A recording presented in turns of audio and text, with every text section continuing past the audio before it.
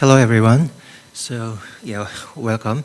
And so today, we are going to continue our conference on online. And from now, we are going to have. Oh, let me introduce myself. My name is Hyun-Seok Park. I am an assistant professor of political science at KAIST. And today we are going to have a keynote speech.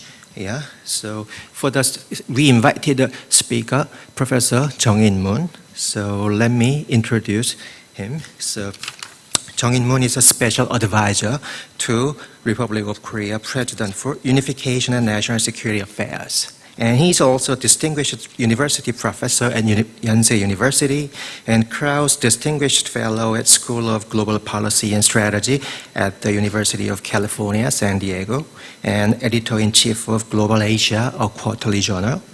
He was Dean of Graduate School of International Studies, Yonsei University, and served as Ambassador for International Security Affairs of the Korean Ministry of Foreign Affairs and Trade and Chairman of the Presidential Committee on Northeast Asian Cooperation Initiative, a cabinet-level post.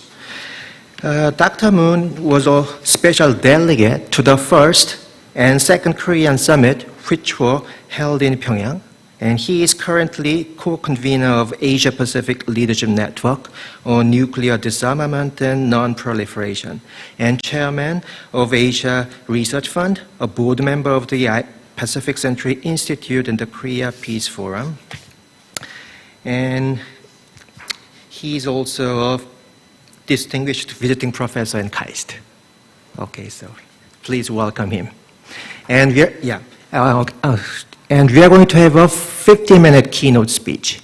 So for the, and also after that, we are going to have a 20-minute question and answer session, and it's going to be done through both online and offline. So we will have a 20-minute for discussion. So please welcome him again. Thank you very much for your kind introduction.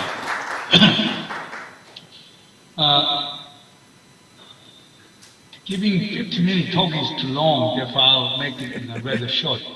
I will give about 30 to 40-minute talks, and I will have more Q&A in a time. And I was, planning to give a talk on the overall government policy on denuclearization of North Korea, but I discovered that there is a great deal of overlap with Professor Chun Bong-gun, and therefore I decided to change my topic. And today I will give a talk on the Bolton memoir and implications for nuclear-free Korean peninsula. I chose the Bolton memoir as a topic today because the memoir, contains a lot of interesting stuff, and I personally believe that Bolton's way of understanding North Korea, his way of dealing with North Korea, is extremely misleading. Therefore, what I will do is I will come up with some kind of general impression of his memoir, and then I'll point out five major fallacies of John Bolton's memoir in dealing with North Korean nuclear problem. Immediately after the Bolton's memoir was out, I gave a press conference at the Association of Foreign Correspondents in Seoul, South Korea. And at that press conference, I was asked to give my assessment of Bolton memoir, and I said that Bolton the bad, Abe Shinzo of Japan the ugly, and Trump the reasonably good, and Steve Biegun is good. And that characterization was featured in various mass media, including Asia Times, Forbes, and some of them were quoted in the Washington Post, and etc. And of course, I got a lot of critiques from the conservatives in South Korea, but I got a good assessment. Then let me elaborate what is meant by the Bolton bad, Abe the ugly, and Trump reasonably good, and Steve Biegun the good. Why Bolton is bad? Now, in fact, if you look at his memoir, his memoir is kind of what I would say is a confession of crusade in making the North Korean nuclear deal to be failed. And I think that Bolton, first of all, Bolton has a very poor understanding of North Korea. And since he has a very poor understanding of North Korea, he came up with the wrong diagnosis. Because if you look at the memoir, President Trump really wanted to make a deal with North Korea, but Mr. Bolton, one of the key actors, which really derailed President Trump to make a deal with North Korea. And for several reasons, for example, his ideological commitment and his extreme distrust of North Korea and his very unilateral way of negotiation with North Korea, and also his really commitment to derail President Trump's negotiation with North Korea. If you look at the memoir, for example, in February 2019, he held 45-minute briefing sessions with President Trump. And he gave 3 options. First option is a big deal. Second option was some deal. And last option is no deal with work out. And he was trying to persuade President Trump that he should follow no deal and walk from the negotiation table. And then he even gave a videotape of President Reagan's negotiation with Gorbachev and Reykjavik in Iceland.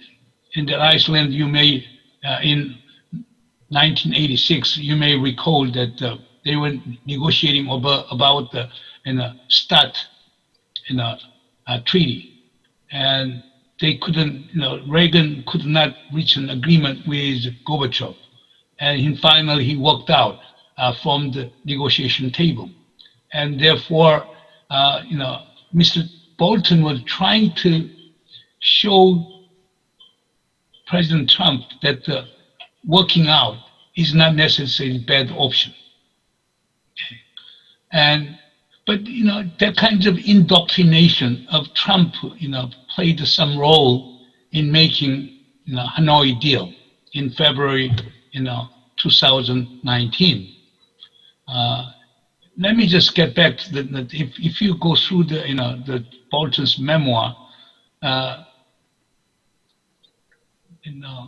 his description of Trump-Kim Jong-un negotiation on February 28th is very, very interesting. Okay, first, Steve Biegun arrived in Hanoi on February 16th, and he had working level talks with North Korean counterparts. And he came up with a recommendation which is based on the so-called freeze for partial sanction relief. And then he sent it to President Trump and John Bolton and other White House staff. At the time, Bolton was taking an American military plane. He landed in Alaska, Anchorage, Alaska, to get the refueling there. And he read Steve Biegun's proposal, freeze for partial sanction relief. He was so disappointed by Steve Biegun's proposal. And he was even saying that Steve Biegun simply put together what North Koreans are demanding, and it's kind of a reflection of North Korean narrative. And he made a phone call to Vice President Pence and Acting Chief of Staff Mulvaney, pointing out that Steve Biegun's option would turn out to be a major disaster. And Mulvaney intervened, and he asked Matt Pottinger and Alison Hooker to rework on it. And second option was what? Okay, if North Korea gives up nuclear facilities in Yongbyon plus ALPA, meaning hidden nuclear at the facility, hidden highly enriched uranium facilities. And President Trump would give an 8% reduction in sanctions. Okay? That didn't work it out. And then finally, at the extended summit talk in the morning of February 28th, President Trump come up with his final proposal, which was shaped by John Bolton. Final proposal was he came up with a big deal. Big deal means what? If North Korea gives up nuclear, biochemical weapons, and all ranges of ballistic missiles, then the United States will promise bright future of North Korean economy. It was said that that proposal was in the yellow envelope, which John Bolton carried to the extended summit meeting in the morning of February 28th. And obviously North Korea couldn't take it. And then President Trump just walked out.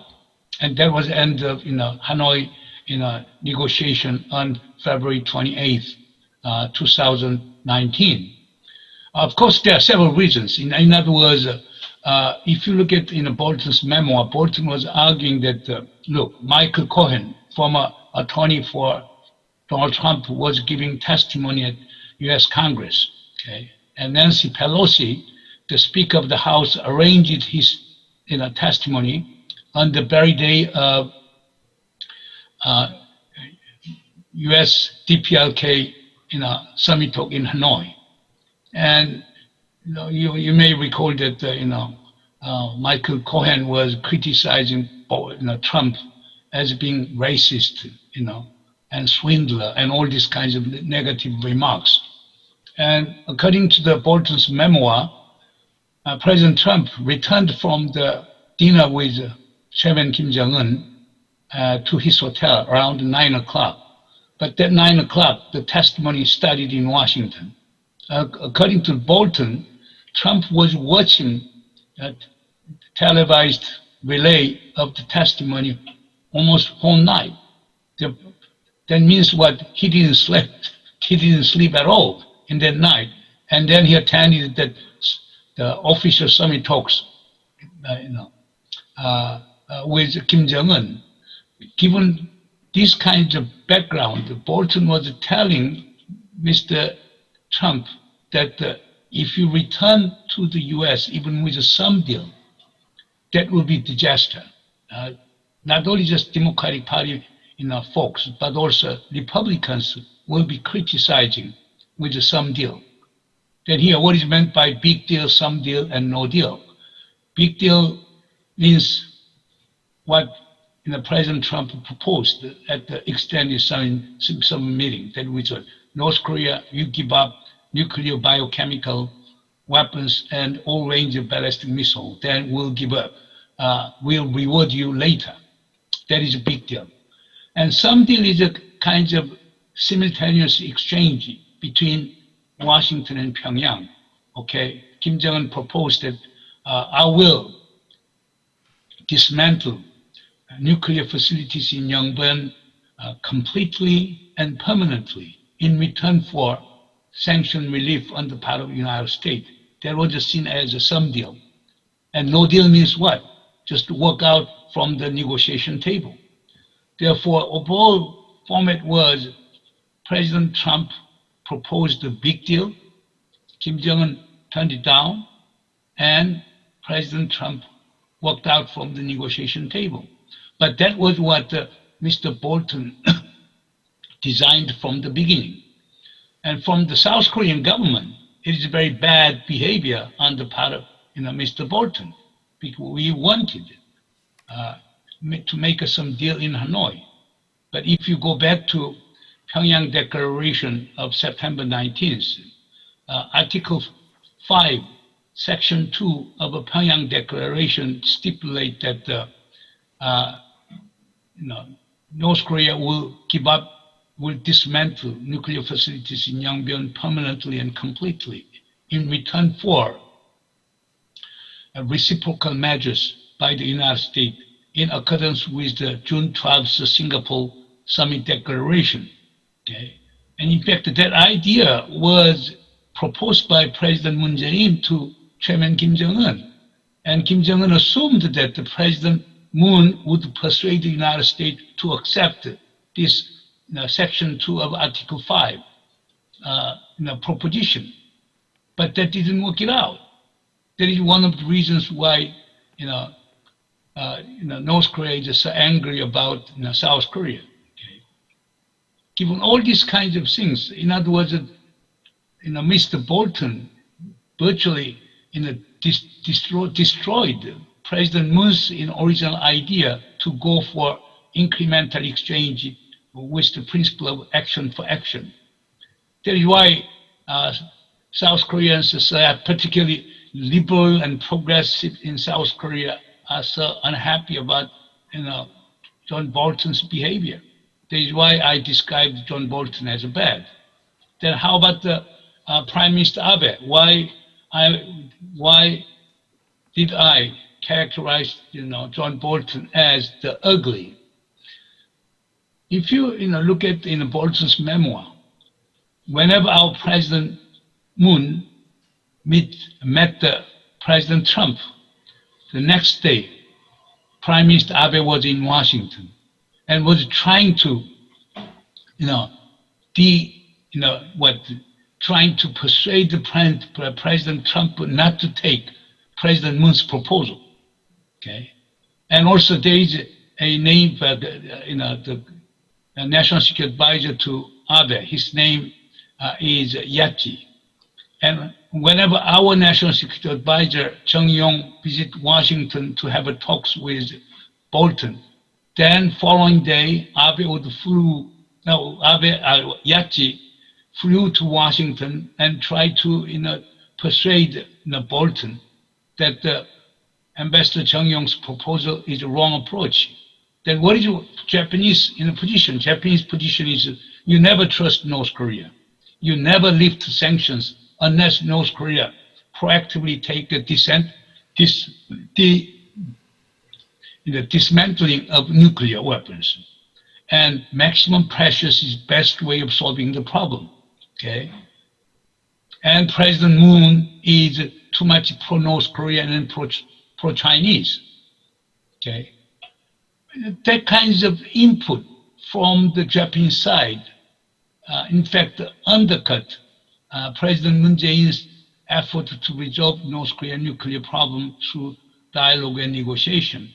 That's why I described Abe the ugly. Then why? Then I characterized President Trump as a reasonably good person. It is very simple. If you go through the President Trump's words and deed described in Bolton's memoir. First, President Trump genuinely believed in the negotiated settlement. Okay, and he strongly believed that he can make a deal. And that's a good, making a deal is better than not making a deal and making the situation worse. And second, as you all know that the President Trump is known as a transactionalist, okay, and give and take. And for us, a give and take is much more reasonable approach in dealing with North Korea, okay. And third, he strongly believes in the top-down approach, given North Korean political structure and the paramount role of Kim Jong-un in North Korean politics. The only way, to come up with a major breakthrough to the North Korean nuclear problem is through the top-down, not bottom-up.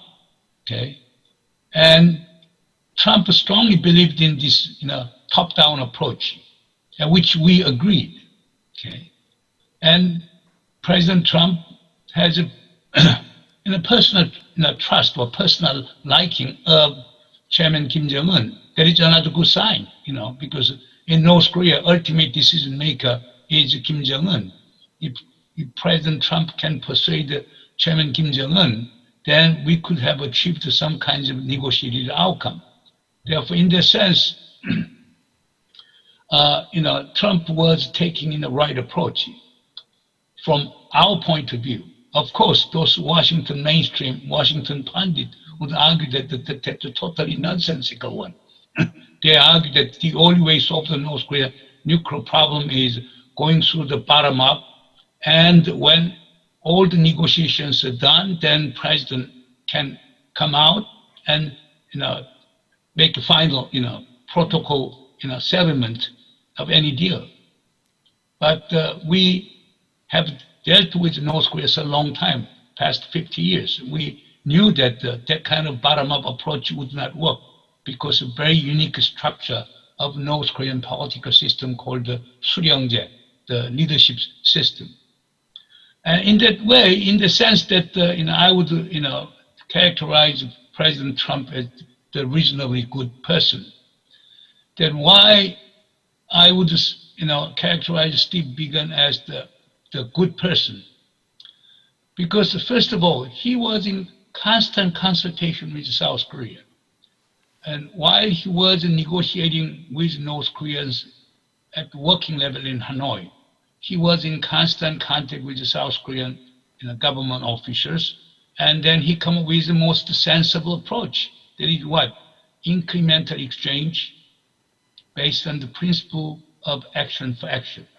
And then he also thought that the initial steps means for North Korea, freezing, for the US, partial relief of sanctions, and then the United States and North Korea can build some kind of trust after taking some initial steps.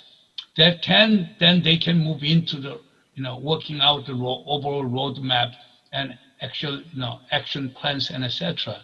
Therefore, that was most acceptable to South Korea, and also that was very reasonable, common sense approach.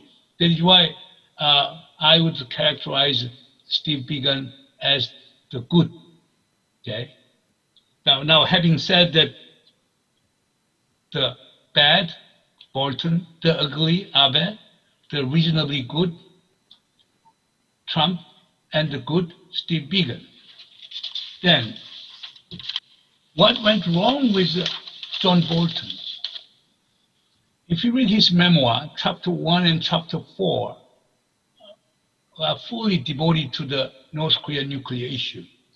But after having read those two chapters, I came to the conclusion that Bolton committed 5 major fallacies. Okay. First fallacy is the fallacy of demonizing North Korea. Okay. If you look at the chapter 1, he instantly starts with North Korea as axis of evil. Okay. North Korea is not the counterpart for negotiation. North Korea is a country that to be, changed and transformed. Okay. Trump does not have single iota of trust in North Korea.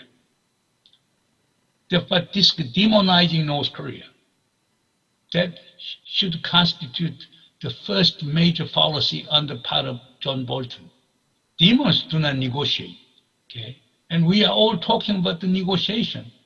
But if you regard North Korea as a demon, then there is no way for dialogue and negotiation, okay?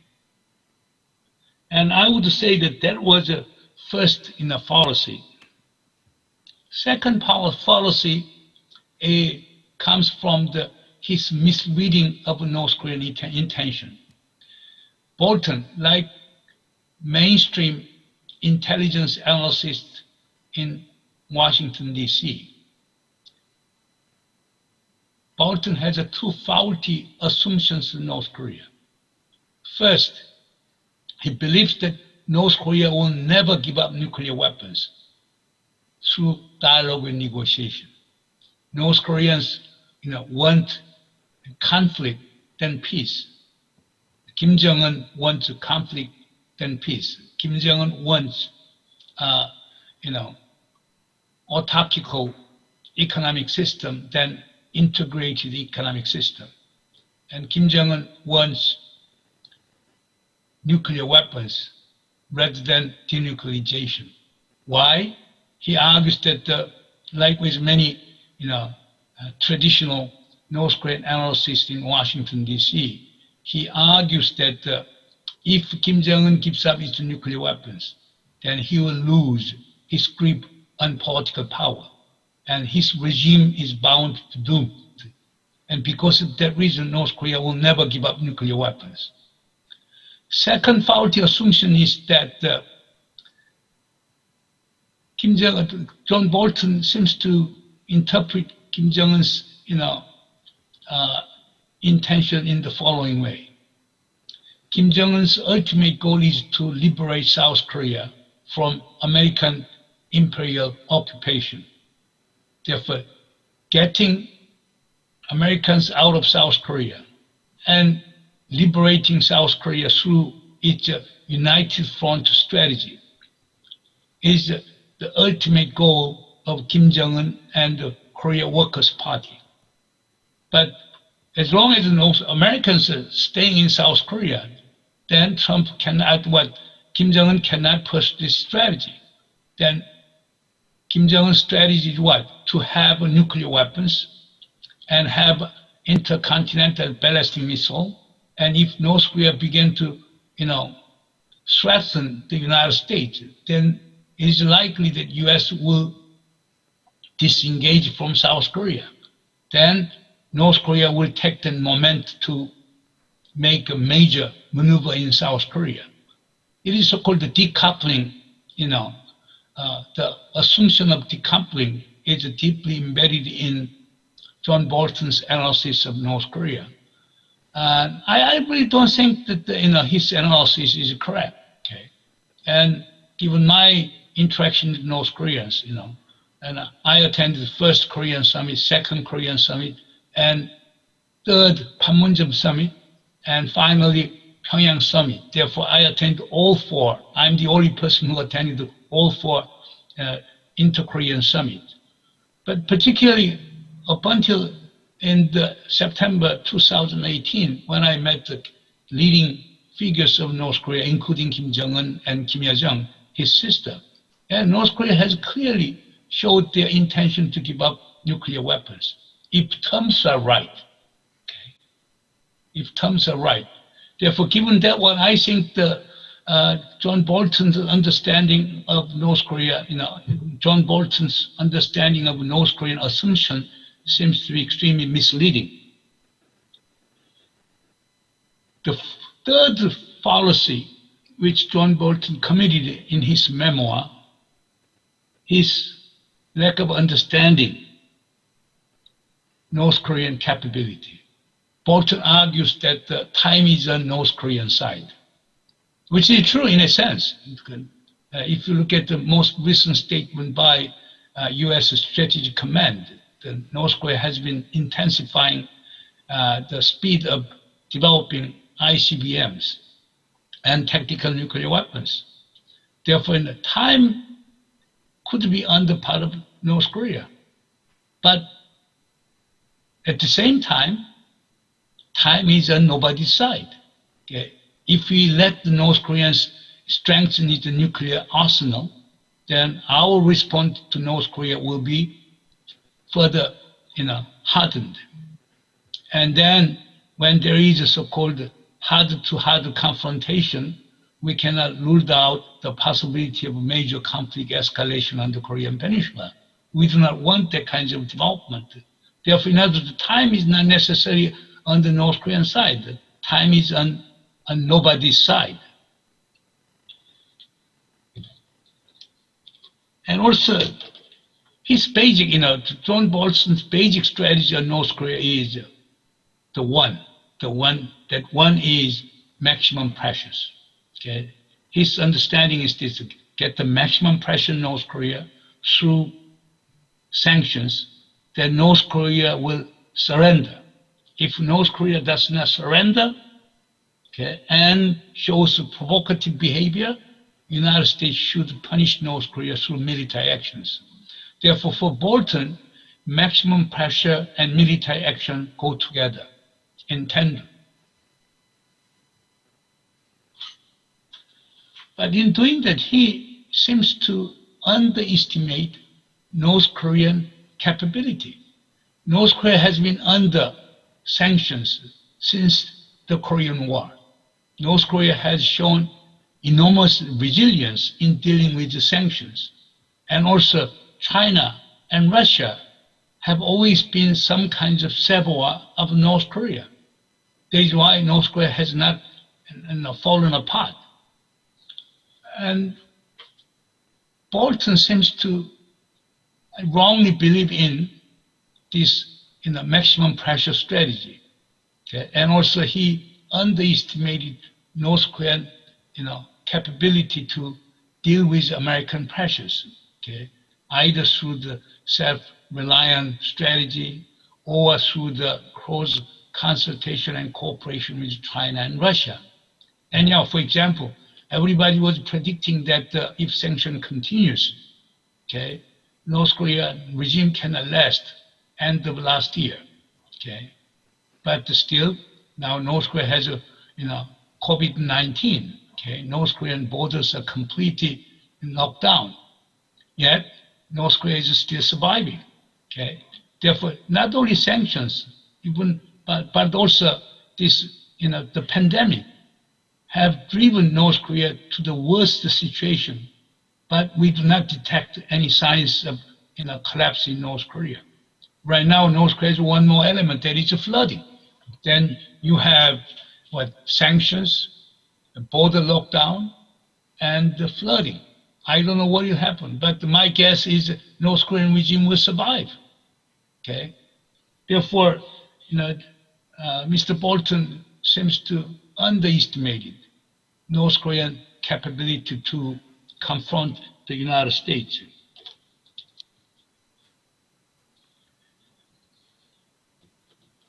Fourth fallacy is his memoir seems to show the major fallacy regarding negotiation, tactics and style. He strongly rejects action for action approach. The reason why he turned down Steve Biegun's proposal is that Biegun's proposal is based on the principle of action for action. Okay? For him, for Bolton, action for action is major compromise and concession on the part of the United States. For Bolton, the action for action approach is a sign of appeasement on the part of the United States. But that kind of behavior will make North Korea more unruly. But again, here, I see the fundamental, flaw in his reasoning. Look, North Korea has nuclear facilities. North Korea has nuclear materials, both highly enriched uranium and plutonium. And North Korea has nuclear warheads. North Korea has delivery capabilities. Okay. North Korea has conducted the 6th rounds of nuclear testing. North Korea is undergoing the process of miniaturizing, nuclear warhead. Okay, and North Korea is going through the making nuclear bombs lighter. But that's a reality. But Bolton is just ignoring that reality. Okay, if North Korea has that kind of capability, how the hell North Korea would give up? It is particularly so because it was John Bolton who advocated the Libyan model. Libyan model, it means what? If you go back to December 2003, Gaddafi of Libya voluntarily giving up its nuclear facilities. What was the end result? End result was just collapse of Gaddafi regime and tragic death of Gaddafi. And same for Iraq, Saddam Hussein. Therefore, North Korea should have learned from that kinds of so-called John Bolt type of neocons ventures in Iraq and Libya. And therefore, there is no reason for North Korea to make concessions ahead. Okay. Therefore, that is why North Korea has always been asking for simultaneous exchange, based on incremental simultaneous exchange based on the principle of action for action. But Bolton cannot and could not accept that proposition. But I don't know. But for me, North Korean approach seems to be much more common sense approach. Okay? American approach seems to be extremely unilateral and out of common sense. Okay? Another big issue is what? Is the whole, as you may know, there are two contending paradigms in dealing with the nuclear North Korea. One paradigm I would call the denuclearization paradigm. That's John Bolton's paradigm. And that is a paradigm held by the majority of American Washington pundits. That means what? That means what? North Korea, you should give up nuclear facilities, nuclear materials, nuclear bombs, even ballistic missiles first. Then US will come up with a reward. Without denuclearization, nothing can be done. No sanction relief, no peace regime negotiation. That is the so-called denuclearization paradigm. Okay. I would say that the denuclearization paradigm would work if North Korean nuclear capability is virtually nil, nothing, while our strength is too big. But once North Koreans possess all those nuclear weapons capability, there is no reason for North Korea to give up those valued assets first. Okay. Therefore, I would argue that the denuclearization paradigm is not realistic. Okay. It's not pragmatic. But Bolton has been favoring this denuclearization paradigm. Then what is the option for me? And as Van Jackson and some others, like Siegfried Hecker, okay, even Thomas Pickering, Morton Halperin, all those Washington, so-called liberal pundits have been arguing, our approach should be some kinds of nuclear disarmament or arms control approach. That means what? We should realize objective reality in North Korea.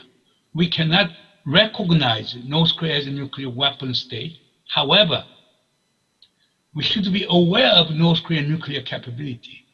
And then we come up with all the ideas for the action for action exchange between North Korea and outside world. And Van Jackson, for example, proposed several ideas, which is to some extent very congruent with the South Korean government approaches. There is the first. In order to make North Korea, okay, let us put it in this way, as Siegfried Hecker has been arguing, what is important in North Korea right now is halting, stopping North Korea further strengthen its nuclear capability, okay, and freeze and partial reduction can be tied up snapback sanction relief. Snapback sanction relief means what? If North Korea makes progress in denuclearization and the United States and outside world to give us some kinds of conditional sanction relief, if North Korea violate the spirit of cooperation, then we can reinstate sanctions on North Korea in much more intensified form. Okay. Therefore, anyhow, sanction is the most important indicator of a hostile policy by the United States. There's a moving, okay, toward the snapback sanction relief that can be tied up to North Korea's denuclearization. That could be appealing to North Korea. Another approach is linking North Korea's denuclearization to overall the peace regime building on the Korean Peninsula. Therefore, in other words, we can link adoption of end of war declaration, transformation of armistice agreement into some sort of peace agreement with North Korean moves toward the denuclearization. In the case, even we can link right now the Trump administration is interested in reducing the size of American forces in South Korea for the reasons of defense cost sharing. But many people argue that why don't we link it to the North Korean denuclearization? Okay, and we the Americans can reduce its troop size in South Korea in return for North Korea's concrete move toward the denuclearization. Okay. And perhaps, finally, there could be other element. There is what cooperative threat reduction approach, as the United States did in the Soviet Union in 1989. Sam Lugar, Sam Nunn and Richard Lugar in a bill on the corporate threat reduction can be applied to North Korea. But we have not done that at all. Therefore, I would argue that this kinds of so-called nuclear arms control or nuclear disarmament approach could be much more attractive to North Korea. And also it's much more realistic, okay, and pragmatic. But Bolton, in his book, totally reject this kind of approach. It is, for him, it is this kind of nuclear arms control or disarmament approach is totally unthinkable. That really reveals unilateralism on the part of John Bolton. The last fallacy, which I see in his John Bolton's memoir, the fallacy in the contextual intelligence. The term contextual intelligence is borrowed from the Joseph Nye. Joseph Nye argues that the most important elements of smart power is how to come up with a contextualized intelligence, is objective and better understanding of others and myself, okay, in formulating and set of foreign policies. But that means what?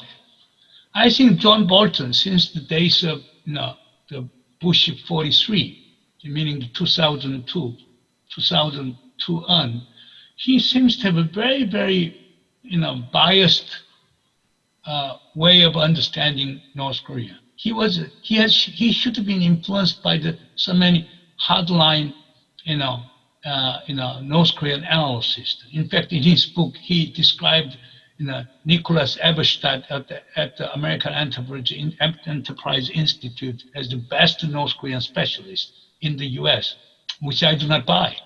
Okay, for example, Bolton says that North Korea is a monolithic system. Therefore, there is no dwarfs and no hawks. There is only monolithic under the leadership of Kim Jong-un. Okay, but in reality, there is not. The military and security apparatus, they are hardliners. But if you talk with the party cadres and cabinet officials, and particularly foreign minister guys and economic ministry guys, they are desperate to attract foreign investment. They're desperate to go for opening and reform. Okay. Therefore, there are moderate and hardlines together, and they engage in fierce bureaucratic fighting. Therefore, we can utilize the moderate in pushing for our goal toward the denuclearization of North Korea. But the Bolton never thought in that way. North Korea, bunch of hardliners, monolithic, period. Therefore, there is no room for penetration and effective negotiation with North Korea. Other than that, he has multiple misunderstanding of North Korea. Since time is almost up, let me conclude. After having read Bolton's memoir, I came to this conclusion. John Bolton, I have known him since 1990s. He always argued that I'm strategist, not ideologue. But after having read his book, he's still ideologue, neoconservative ideologue. He is extremely self-centered person. He believes in the unilateralism. He believes in supremacy of American value. Okay? For him, North Korea is a demon, okay, to be destroyed. Okay? With American power, okay, U.S. can pursue coercive diplomacy such as sanctions. If that does not work U.S. should be ready to use military action. These kinds of mindset of John Bolton, and I think that kind of mindset would never help the peaceful resolution of North Korean nuclear problem. And again, second important observation is what? He conspicuously lacked contextual intelligence on North Korea. And I think that is a more serious shortcomings of Bolton's approaching. Contextual intelligence matters. Okay? Intersubjective understanding of North Korea matters, but he does not show that kind of attitude. Therefore, my final conclusion is this: whoever get elected in the November election in the U.S., they should learn from the failures of John Bolton. If President Trump get reelected, he should get away from legacy of John Bolton. Even if Joe Biden gets elected, he should learn from Bolton's memoir, why U.S. has failed in dealing with North Korea. I will stop here. Thank you.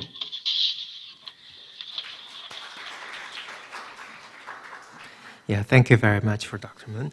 So the negotiation between North Korea and United States is a highly controversial issue, and Dr. Moon critically evaluate Bolton's position, arguing that his policy was driven by very strong ideological position and misunderstanding on the situation in North Korea and East Asia. So now, let's open to the floor. So it's time for the Q&A session. So since Dr. Moon finished this speech 5 minutes earlier, we have 25 minutes until, so for the question and answer. So, so if you have any comments or questions, so just raise your hand. And also, it's always more than welcome for the question from the online audiences too. So.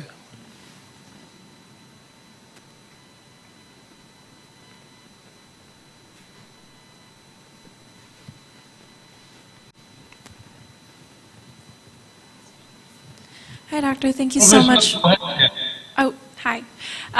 Thank you so much for your lecture. It was incredible. I really learned a lot. I'm studying the political culture of North Korea and discussing the failures in the past 50 years and why diplomacy hasn't gone forward, and a lot of my hypotheses are in line with your line of thinking in that the demonization of North Korea has really stalled efforts. What role do you think that Western hegemony has played in the cultural perspectives of the United States when it comes to dealing with North Korea? And is this a problem of Western versus Eastern rather than a problem of individual persons' ideas or ideologies? Thank you. It has something to do with American political culture, In the American foreign policy has been dictated by the two major variables. One variable is the so-called values, which the founding fathers have framed, what the liberty, democracy, human rights, all these kinds of values matter. But another one is a national interest. Therefore, the United States has been pursuing really balancing act or juggling between the two major interests, American values and interests. But in the case of North Korea, interest played a less salient role. Value played a more important role. And that has led to the perpetual demonization of North Korea. Therefore, look, North Koreans are very well aware of it. Even if North Korea solved the nuclear problem, then there will come the issue of human rights. There will be constant demonization of North Korea. And look at now how Trump administration is treating China. The way the U.S. is treating China is exactly the same as the way the United States has been treating with North Korea. But I can tell you one thing: once value becomes driving force of American policy, foreign policy, that is bound to fail. Same for North Korea. What is more important?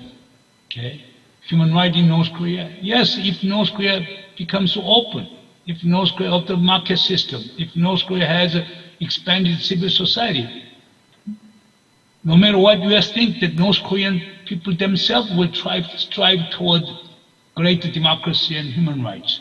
Okay, democracy and human rights cannot be transplanted by outside forces. Then what is important right now is we should come up with a sheer calculation of national interest of not only the United States, but also South Korea, Japan, China, elsewhere. Therefore, interest should be driving force, not values. And if we, if America, predicate its foreign policy based on the value, is bound to failure. Okay. Professor John raised hands. Yes, thank you very much, Professor Moon. Very to the point explanation of what has been going on there in the States at the White House. And I have two questions.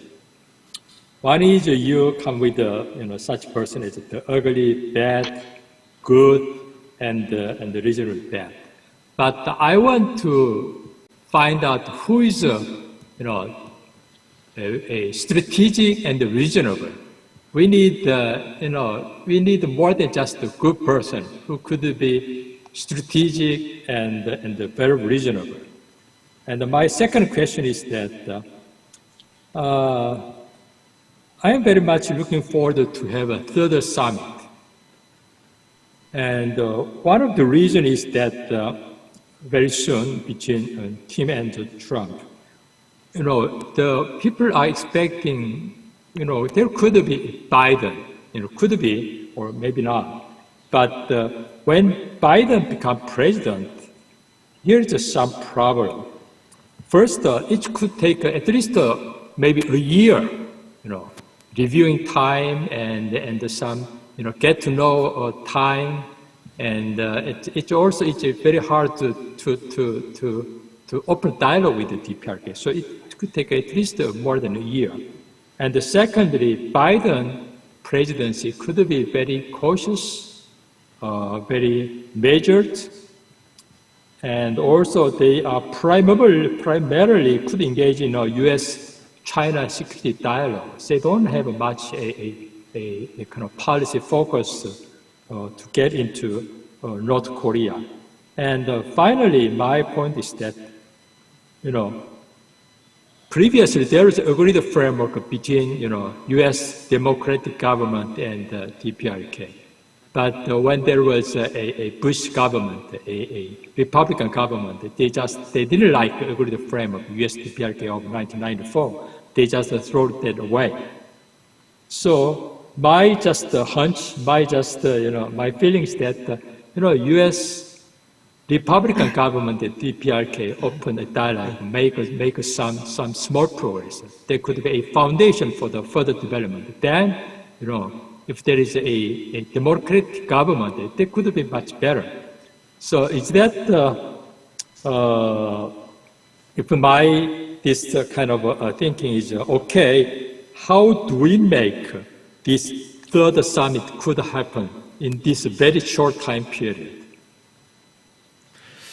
Okay, and we have one more question. Yeah, Dr. So we have one more question on the online floor and offline. So let's listen to another question, and I will, yes, and Dr. Moon can answer for that. So yeah. Well, thank you very much, Professor Moon, for your insightful lecture. I also have two questions. You said when you met Kim Jong-un and Kim Yo-jong, they clearly mentioned about their willingness to give a nuclear weapon on the right terms. So what do you think their right term should be in order to make them give up nuclear weapon? That's the first question. And also, the last round of the working level meeting between the United States and North Korea was in Stockholm last October last year.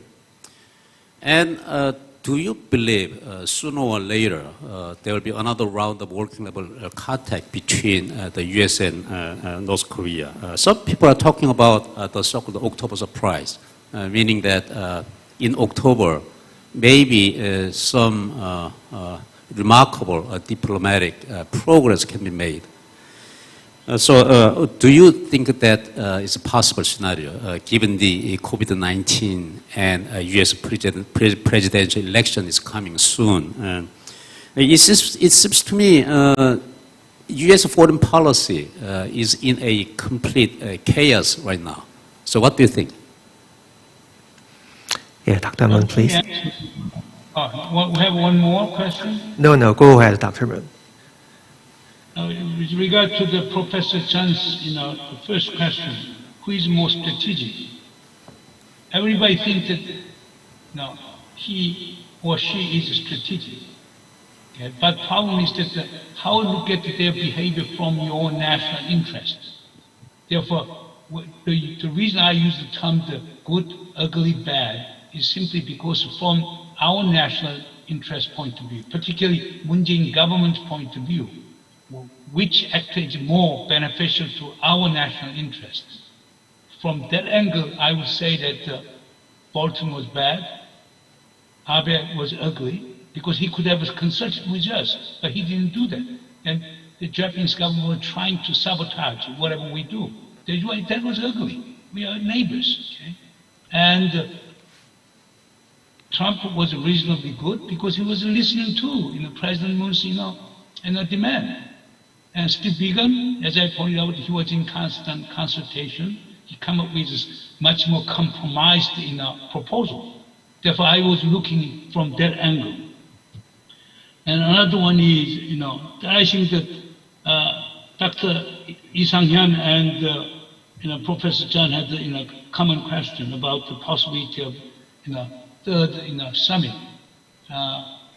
Let me put it in this way. The whole this summit idea or October surprise really came from the one person called Harry Kajanis, who is executive director, executive editor of National Interest. Harry Kajanis and some other realists in Washington have been arguing that, look, the U.S. will be confronting China. Then why should we make another enemy, North Korea? If we can co-opt North Korea, why don't we co-opt North Korea? Okay? And then we form a united front against China. That is better for the American national interest. From that angle, Harry Kajanis has been chanting that there should be summit talk between President Trump and President Kim Jong-un, Chairman Kim Jong-un. But his appeal wasn't making sense. Therefore, I was told that, and if you read, Harry Kajanis' article in New Conservative, apparently he has gotten some positive signal from, White House. That is why, he has been arguing for the, October surprise, and a lot of South Korean media paid attention to October surprise. But again, I'm quite, doubtful that there could be another major summit in October. Not only because of, not simply because that. There will be a tight schedule in light of November election, but also what the Trump administration can give to North Korea. North Korea will not, Kim Jong-un will never come up. Okay? He lost face in Hanoi. One is enough. In North Korea, leader is omnipresent. He should be free from any kinds of fault and mistakes, but he cannot commit another mistake. Therefore, there should be very tangible offer on the part of the United States that can be implemented. But I would doubt that the United States can come up with that kinds of concrete, concessions for North Korea.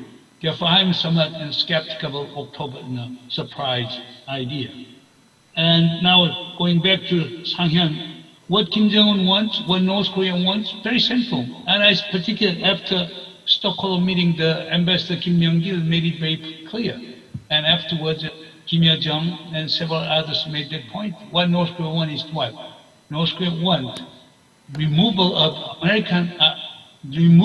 American hostile policy, that threaten North Korean survival and hampers North Korean people's right to development. Okay. Those two things. First is what? Don't threaten us. It is some kind of security assurance, not regime security. It is North Korean national security.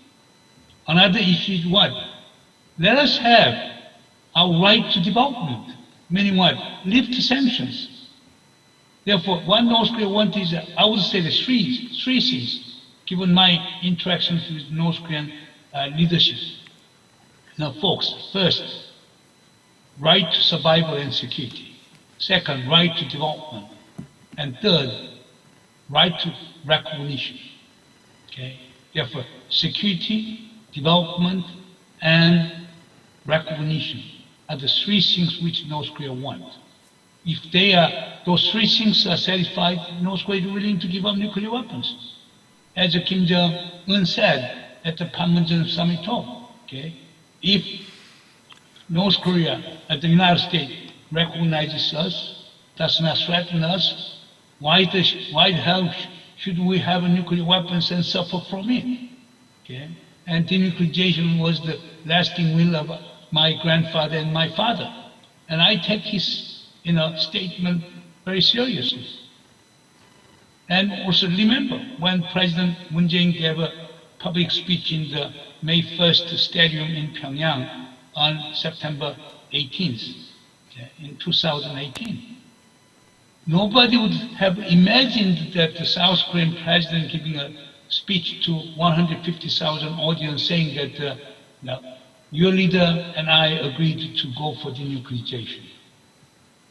But in North Korea, talking about denuclearization is taboo. But he was allowed to make the statement, and 150,000 North Korean audience gave a really enormous applause to President Moon's remarks. Okay?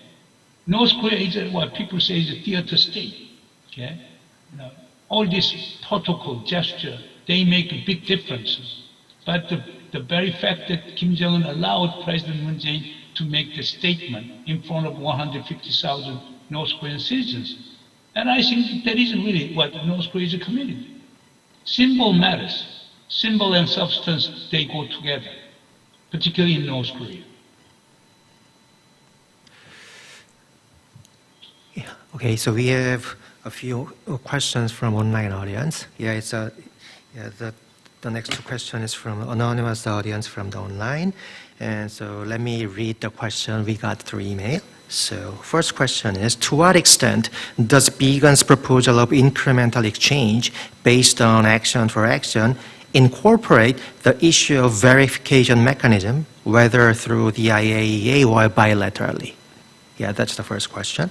And second question is, does Biegun's proposal of partial sanction relief cover U.S. bilateral sanctions only under U.S. domestic law, or also multilateral sanctions imposed by the UN Security Council, or both simultaneously? Do they also have sunset clauses? Yeah, so it's a question about Biegun's proposal. Please. As to verification issues, all the issue of declaration and verification have been the big issue in dealing with North Korea. Let me give you this episode. Secretary of State Michael Pompeo paid a visit to Pyongyang on July 7th or 8th in 2018, okay, after the Singapore summit. And when he went to Pyongyang and he asked North Koreans, okay, let us start with a declaration. Why don't you declare your nuclear facilities? And then Kim Yong-chol, the North Korean counterpart, is known to have said that, look, we cannot declare right now. If we declare our nuclear site for the nuclear facilities, materials, and bombs, and missile site or whatever, you can strike us. Therefore, this declaration and verification will come after we build some kind of trust. But we cannot go for declaration and verification out there. Therefore, Steve Biegun, is my understanding that Steve Biegun raised that issue to North Koreans, and North Koreans were aware. But the North Korean position is this: until when we have a real trust between the U.S. and North Korea, we cannot go for declaration and verification. Okay? Of course, North Korea has past experience of declaration and verification. Therefore, I understand very clearly that the North Koreans know that the declaration and verification are essential prerequisites. Okay? But prior to that, they wanted to build some kinds of confidence building, okay? Such as partial sanction relief and etc. But it is very hard for U.S. to accept it. Therefore, to answer to your question, declaration and verification are the most important integral part of North Korea's denuclearization, without which we cannot make any concrete progress. Another, all these sanction issues. Now again, go back to Hanoi on February 28th, 2019. What Kim Jong-un proposed to President Trump was this: okay, North Korea requested partial relief of sanctions imposed by United Nations Security Council since 2016. There were 5 sanction resolutions by the Security Council. Therefore, he wants to lift the sanctions of those 5 Security Council resolutions as they are related to civilian economy and subsistence life of North Korean people. Okay. Of course, the United States turned it down. But his major portion of sanctions come from the UN Security Council sanctions. American unilateral sanctions or secondary boycott are much more limited. Therefore, what North Korea most concerned is what supply of oil, okay, and their export of coal, steel, and fishery goods and textiles. Those are the important ones. Okay? Therefore, what matters is UN Security Council sanction resolutions. But however, if North Korea really wanted to go for opening and reform and foster economic development, they should be lifting of financial sanctions from the US side. Therefore, North Korea is interested in both UN Security Council sanction resolutions as well as and American unilateral sanction measures. Yeah, okay. So we do have one more question from the online audience. Yeah, Professor Grainton Morgan from Carnegie Mellon University. And due to the limitation of our time, this is going to be the last question we can accept. Yeah, please. So, given the erratic nature of U.S. foreign policy over the last few years, for example, negotiating the arrangements with Iran and then pulling out of them, appointing Mr. Bolton, who, as you correctly described, is an ideologue, and the flopping back and forth in terms of approach. Can you imagine a strategy which would ultimately persuade the North Koreans that the U.S. would stick with a relaxation policy that achieved the 3 objectives you outlined? And I mean, it seems to me if I were a North Korean, I would want to retain some capability in the event that the U.S. flops back to a more aggressive policy in the future. Yeah, I agree with you. Because, as I pointed out, North Korea wants, security, development, and recognition. And if nothing can be done, then, the North Korean option is what? First, strengthen its nuclear capability, what they call the defense or deterrent capability. Second, North Korea will strengthen its diplomatic ties with China and Russia. And I think right now North Korea is giving up its hope of having better relations with South Korea. North Koreans think that South Korea is nothing but a puppet of the United States. And then, particularly given the fact that now, Mike Pompeo's, the speech at the Nixon Library clearly signals the advent of a new Cold War in Northeast Asia. Okay? And then that can be a blessing, okay? Blessing to North Korea. That North Korea can survive within the framework of new, bipolarized, new Cold War structure. But for South Korea, particularly liberals in South Korea, will be losing their hope. So I'm knowledgeable of the time constraint, but it seems to me then that the best one could hope for would be sort of a stabilization as opposed to an escalation of nuclear capabilities in North Korea under such a circumstance. I agree with you 100%. I agree with Professor Morgan 100%. What is really urgent right now is a stabilization. But once we get stabilized, then let North Korea have opening and reform. Then North Korea have a civil society.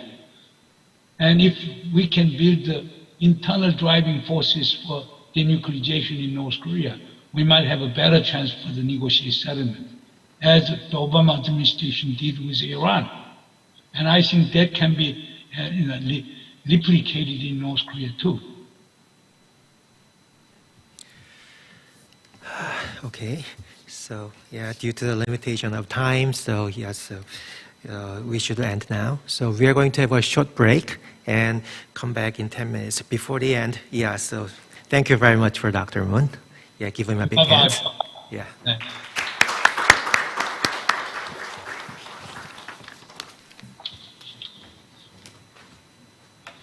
I have a short announcement as a follow-up of our yesterday's promotional video showing. The young fellows and graduate fellows and research fellows, research posters are available for your review and also for your vote. But then there will be a chance for anybody, including our speakers, participants, to ask questions today at 12:30, in other words, Korean time. After the session's finished at 12:30, there will be a 30-minute Q&A session with any of the posters, authors. So there will be 5 chat rooms available for you to go in and actually talk to the students real time, face-to-face, online. And also for those participants in this conference through your YouTube's online access, there will be a YouTube description box available. You can ask questions and they will answer those questions as well. Thank you.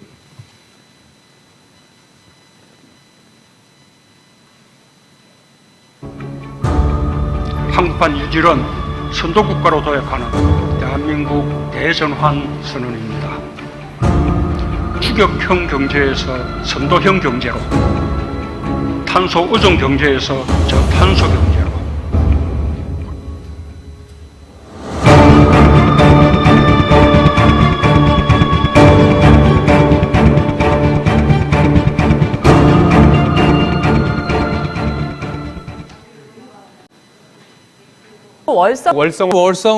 월성 원자력 발전소에 있는 맥스터, 즉 사용 후 해결료 임시 저장 시설 증설에 찬성한다는 주민 의견 조사 결과가 나왔습니다. 주민 의견 수렴 결과 발표를 앞둔 경주 강포읍 복지회관. 입구부터 주민과 경찰이 뒤엉켰습니다.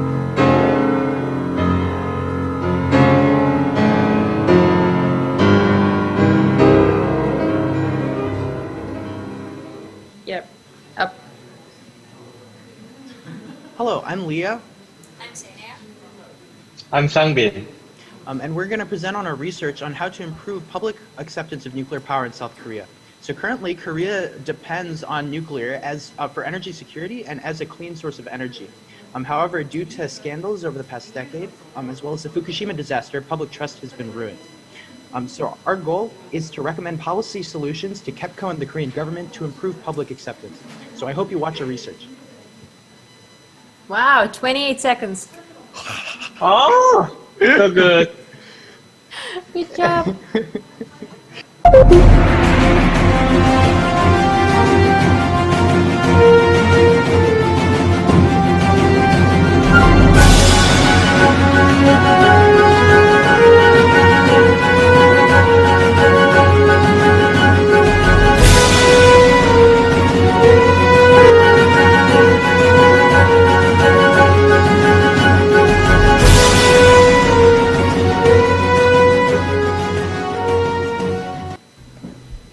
Hello everyone, my name is Brian Nyawinda.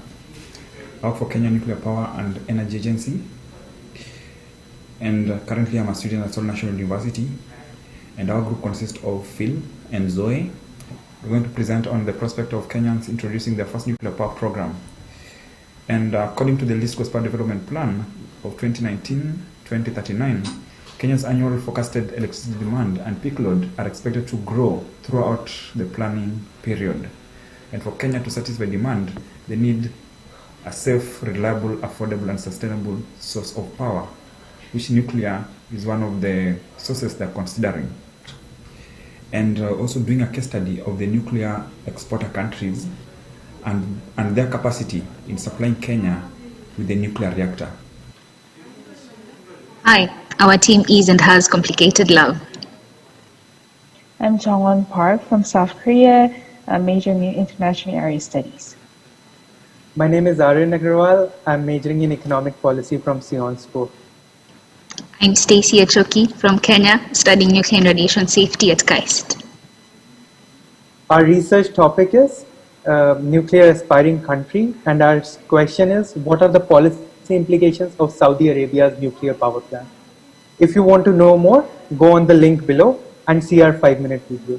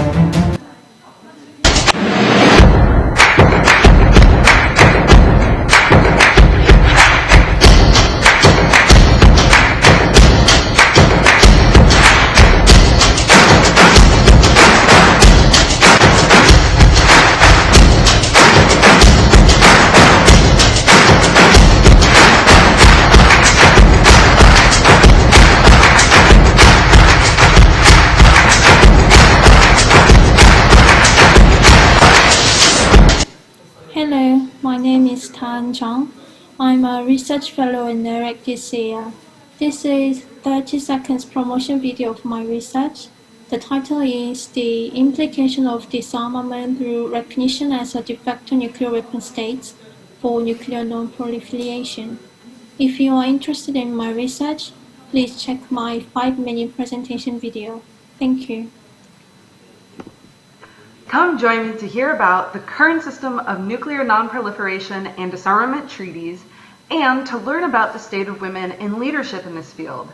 I'll discuss the 3 main global non-proliferation and disarmament treaties, as well as current nuclear weapon-free zones, plus identify all organs within the United Nations system that affect nuclear non-proliferation and disarmament.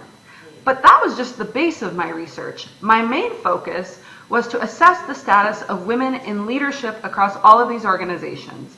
I will share my findings on this imbalance, identify unique challenges women face in reaching these leadership positions, and propose ways organizations can cultivate environments that enable women to lead.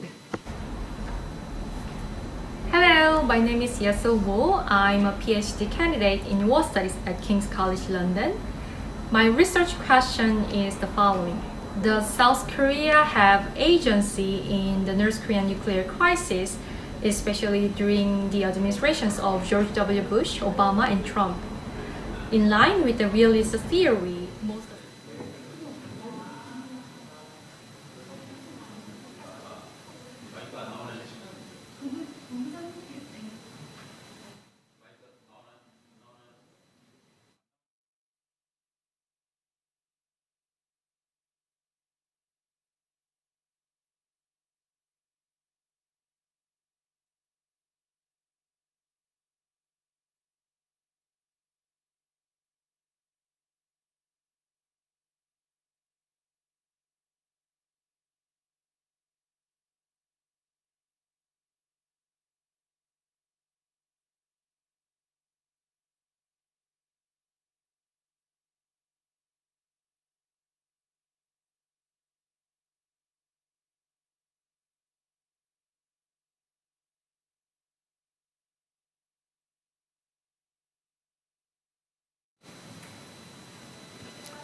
Okay, let's get started.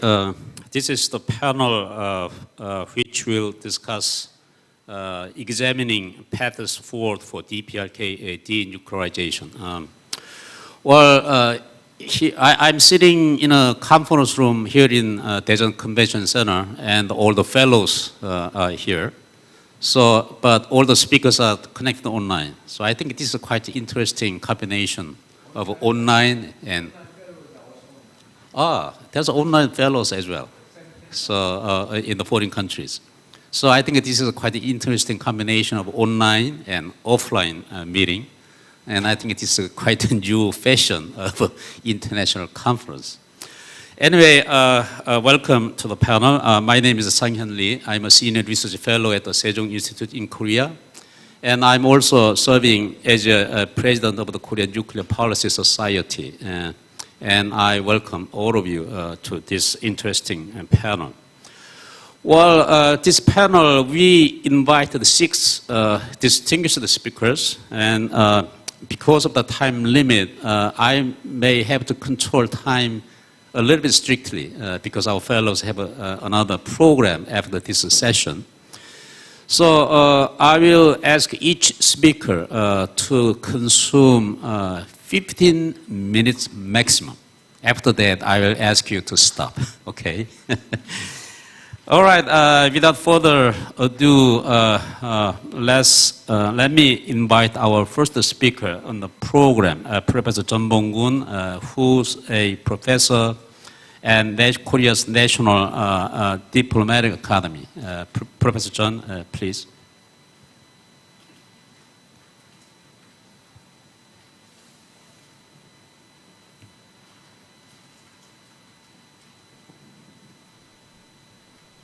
Hello? Yeah, here is, I'm from Seoul, and I'm glad to join this very special seminar today. Let me share my slide with you, and this is my idea of how do we proceed with this denuclearization path. Can you see the screen? Hello? Yes, we can see it. Oh, okay, okay, good.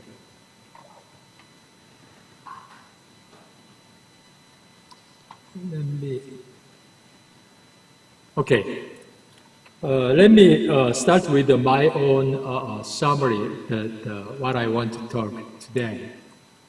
First, let me begin with it's going to some the repetition of what Professor Moon said today. But let me start with my couple position. I want to argue that we need to learn from the past, and especially our past failed denuclearization diplomacy, and we made a lot of mistakes. And otherwise, this nuclear situation should not be this bad. And especially, we should not avoid repeating this vicious circle of worsening North Korean nuclear crisis. And my position is that we need to combine strong penalties and real incentives. And either of one is not going to work. We should try to combine strategically. And also, we are often tend to say that it's time for press DPRK very hard. And we are tempted to do that. But looking back during the last 30 years of denuclearization diplomacy, pressing for DPRK is a decisive concession, always backfired. DPRK exercised its option of walk away. We could penalize them, but we couldn't really make them really feeling really bad. And also we need to deal with the DPRK very carefully. And President Moon once said that to handle inter-Korean relations is like dealing with a glassware. And I think it is making very much to the point.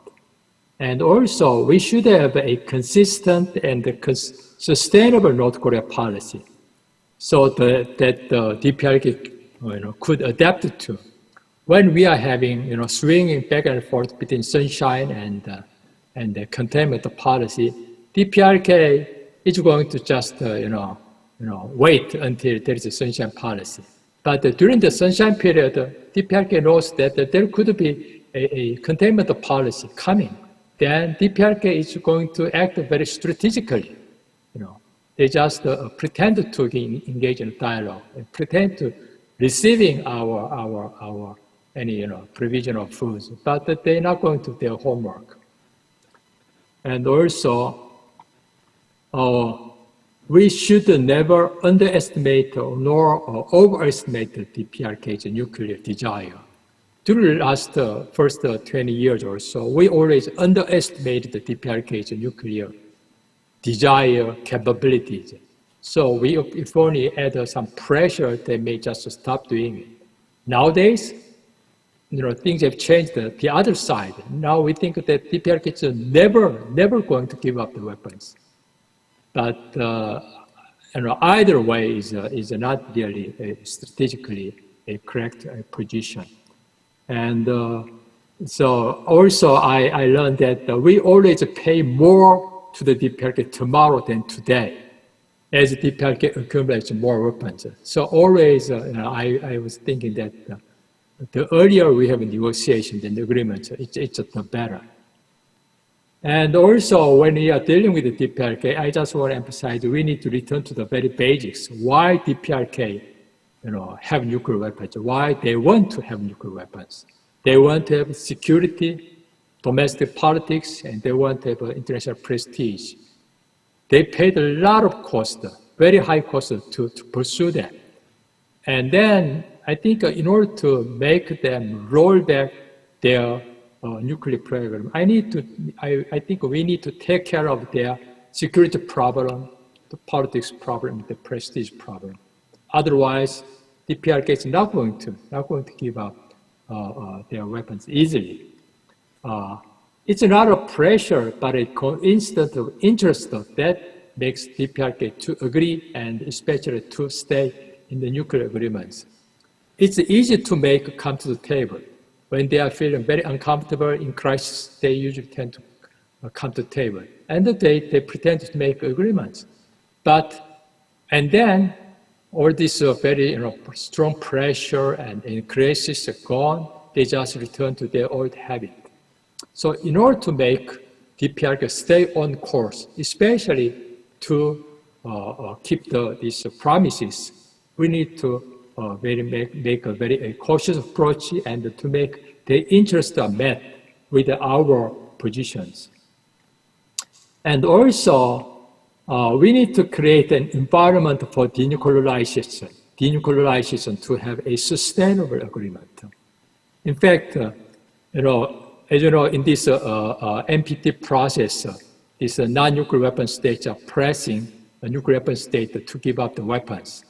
During the last 50 years, they didn't really make much progress. Now, the U.S. come up with an idea, an initiative that in order to really further reduction of nuclear weapons, there should be an environment, there should be a creation of environment for the nuclear disarmament. Probably not the exact same measure or initiative, but very much the spirit, the kind of mechanism of this U.S. SAND initiative could be applicable to the DPRK. 군역지원과에서 알려드립니다. 중앙대책본부에서는 최근 I'm sorry, this is our internal public announcement about COVID-19. Just it's going to take a few seconds. 여름철 직원 안전을 위하여 매일 환기를 생활화하여 주시기 바랍니다. And also, we need to achieve a real denuclearization or bilateral hostile relations, especially inter-Korean, U.S. DPRK, U.S. and North Korea, Japan, in the region should be normalized in parallel. This is the kind of environment, the corridor situation that made the DPRK to rely on nuclear capabilities. In order to reverse it, we need to make this part of the world more of a post-Cold War era. And the third, we need to select a more realistic option. Always when we have nuclear crisis, we have big debate among us in the US, everywhere. What kind of options do we need to choose? Either regime change, surgical strike, balance of terror, the alliance should be strengthened again, or we should be learning to live with nuclear North Korea. But all those options are very dangerous and expensive. So for the time being, I think that our strategy should be Plan A, peace regime building, in parallel with denuclearization, backed by Plan B, building our own military deterrent against DPRK, together with the US-Korea alliance. And also, for our further research topics, I'm kind of thinking that, proposing that we need to have more about what this Korea-specific denuclearization model could be. Whenever there is, we talk about North Korean nuclear issues, always we talk about, what about Iranian model, Libyan model, South African model, Kazakhstan, Ukraine model. I think that all of these models have their own very unique situations. And this Korean Peninsula or Northeast Asia is very unique. So I think we need to have our own model. Otherwise, we are going to be always fluctuating and moving back and forth without having any consistent policy.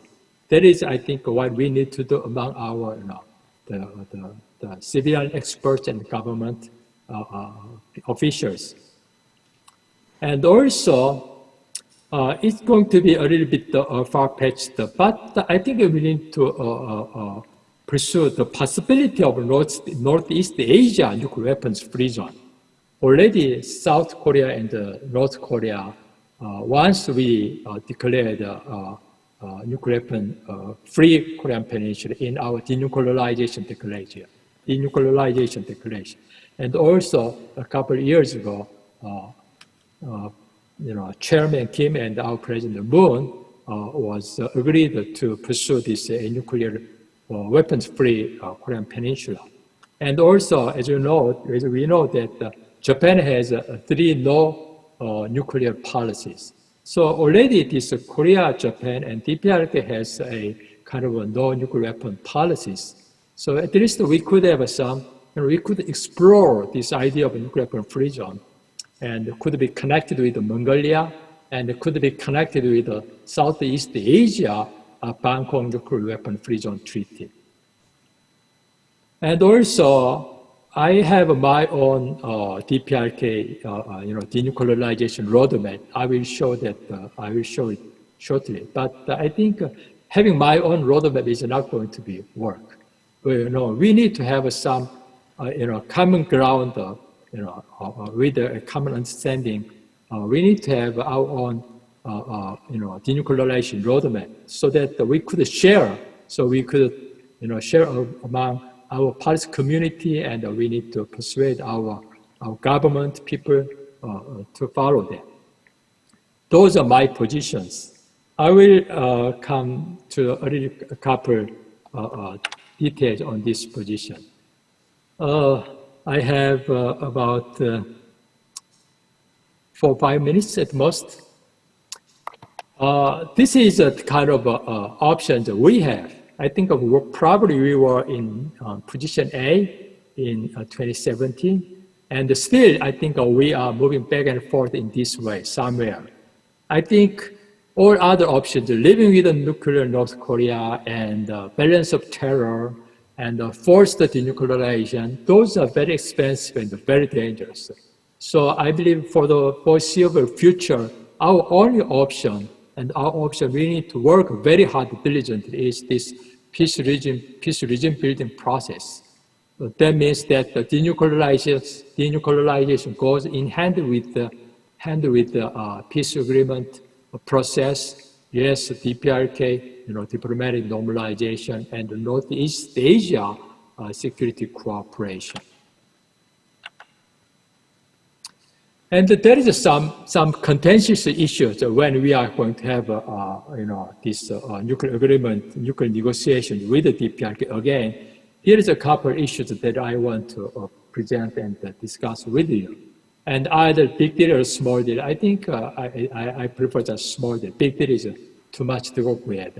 We could agree on what could be achieved, and that has already been agreed upon in Singapore agreement.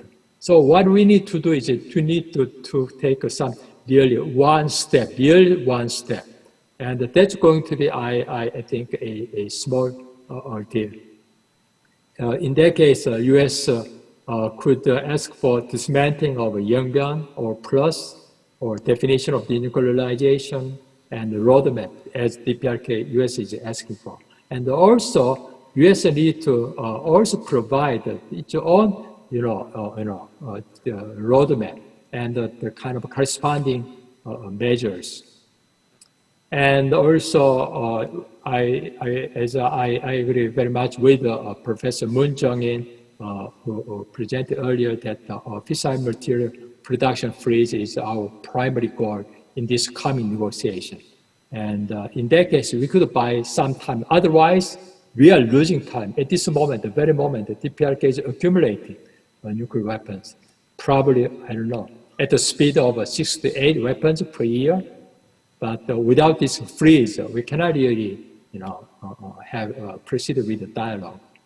And also verification, there is some confusion. DPRK is not ready to accept any IAEA safeguards or inspections.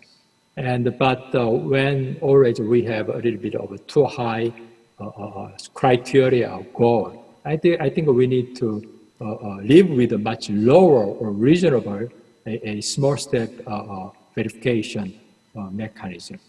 And also we need to work with sanction relief and security assurance. Okay, it's 15 minutes. Okay, I'm gonna, this is my final point. I just want to spend 1 more minute.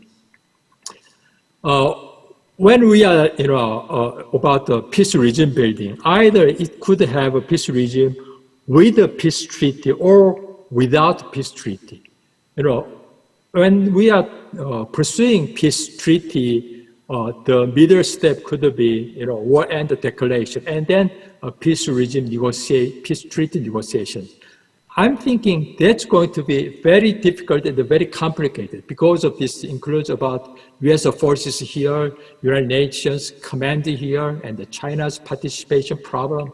So I want to have, for the time being, we need to pursue peace regime without peace treaty, meaning that we are just to improve these hostile relations, US-DPRK relations, inter-Korean relations. If they are normalized, then we could have a peace system here.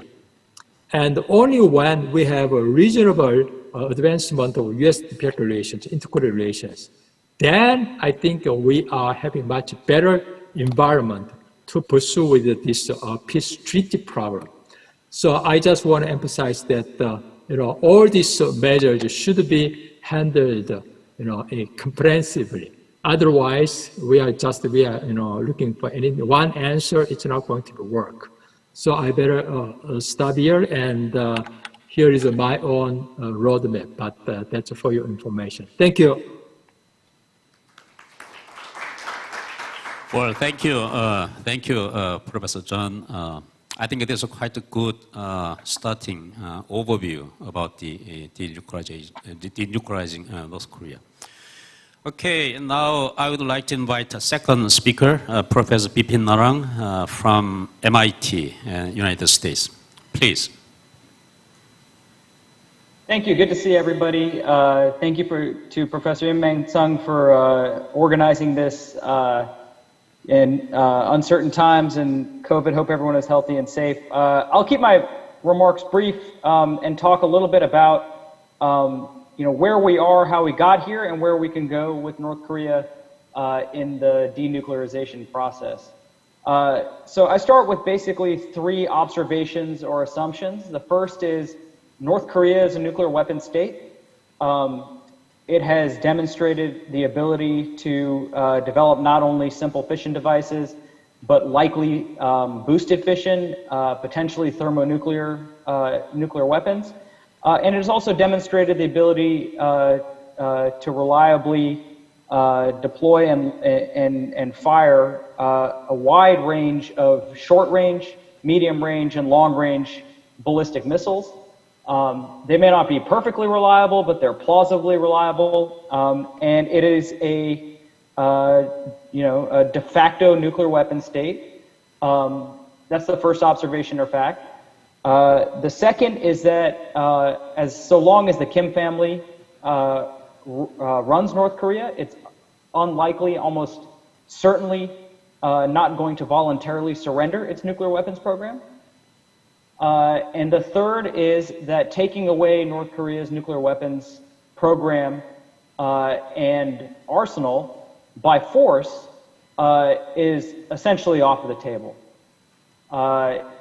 When the Obama administration reportedly did this calculation, in Bob Woodward's book, it reports their assessment was at that time in 2015, 2016, a United States attack to try to disarm North Korea would only destroy 80% of the known capabilities. That left 20% of the known capabilities untouched, and the unknown capabilities, whether the facilities or where the weapons were. And over time, the size of the force has grown. The deployment patterns have likely made it more difficult to disarm North Korea. And it is unlikely that the United States or any country could disarm North Korea through the use of force without risking at least a nuclear weapon going off in the region and potentially against the United States homeland. So given those assumptions or observations, where do we go from there, right? So we just passed the 2-year anniversary of the Singapore summit. On the one hand, President Trump was criticized in the United States and worldwide for meeting with Kim Jong-un, after the missile sprint and the thermonuclear test in 2017, without any deliverables before a one-on-one summit. On the other hand, quarter century of bottom-up diplomacy hadn't worked. And so President Trump had a real opportunity by upending the process and initiating a leader-to-leader dialogue to get Kim Jong-un to sign a piece of paper committing to at least something that might lead to something that looks like denuclearization. And the Singapore summit was the beginning of that process, where both leaders signed the Singapore Declaration, which had 4 components in sequence. Because of, for a variety of reasons, it sounds as if the North Koreans drafted a large portion of the relevant parts of the Singapore Declaration, which in order committed the United States and North Korea to build first trust, a new relationship, then a peace regime, and then only denuclearization. And the ambiguities in the Singapore Declaration were wide enough to drive a North Korea ICBM through. And that had advantages. It allowed both President Trump and Kim Jong-un to sign the declaration, knowing full well that there was still a lot of daylight between the two sides on what the definition of denuclearization was. I think I've called it the 31 flavors of denuclearization. It means everything to everyone and nothing at the moment because there's no agreed upon definition. For the North Koreans, denuclearization of the Korean Peninsula can mean a variety of things, including an ending of the hostile policy from the United States and the removal of the nuclear threat from the United States, which would result from the transformation of the relationship first. The United States no longer deploys tactical nuclear weapons to South Korea. But it could also mean, the redeployment of U.S. strategic nuclear assets in the region, or it could mean as expansive a definition as universal disarmament. North Korea will give up its nuclear weapons when everybody else does. And for the United States, denuclearization means what used to be known as the complete, verifiable, irreversible dismantlement of North Korea's, and only North Korea's, nuclear weapons program, CVID. The North Koreans rejected that formulation, and it sounds like Secretary Pompeo went to a thesaurus and ended up with the final fully verified denuclearization or dismantlement or disarmament, these various formulations of North Korea's nuclear weapons program.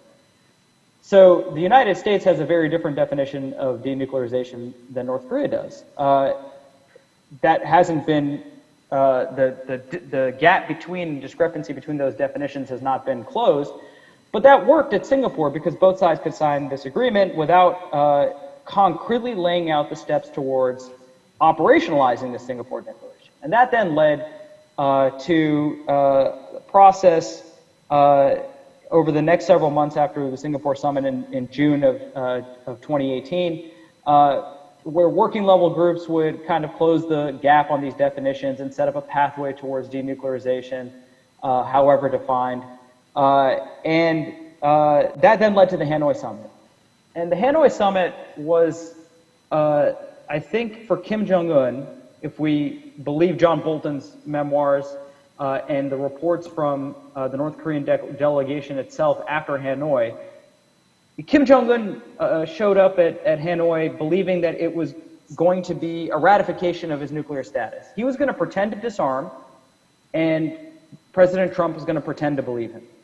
And so the idea was that there would be some sort of effort to work towards potentially slowing down the North Korean nuclear program, but essentially ratifying it as a de facto nuclear weapons power. And at Hanoi, it seems that the North Koreans put on the table something I think most outside analysts thought was not possible at Hanoi, which was the entire Yongbyon facility, in exchange for sanctions relief. So Kim Jong-un was willing to give up, it sounds like, some portion, if not all, of the 300 plus facilities at Yongbyon in exchange for substantial sanctions relief, the post-2016 sanctions from the United States. Now, the process and the scope of that was yet to be determined because we never got there. President Trump insisted, for whatever reason, that he didn't want a small deal, thinking that all of Yongbyon, which is all of North Korea's plutonium production, tritium production, and a substantial subset of its uranium enrichment production, constituted a small deal.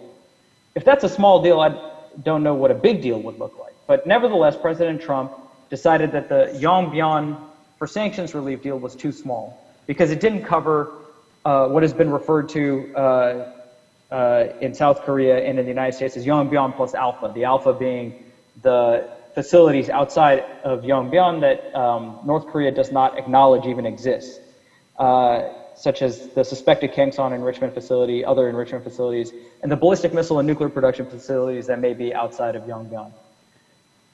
But the deal on the table at Hanoi was essentially an arms control deal in exchange for sanctions relief, recognizing North Korea as a de facto nuclear weapons state, but getting a package that slowed the growth of the North Korean nuclear program and shaped its future composition by starving the program of plutonium at the very least, and forcing it to rely almost entirely on uranium enrichment for its future bomb production. Now, we can talk about this later, but I think that is important, and I would have probably made that deal because it has an impact on North Korea's ability to develop and produce future thermonuclear weapons in particular.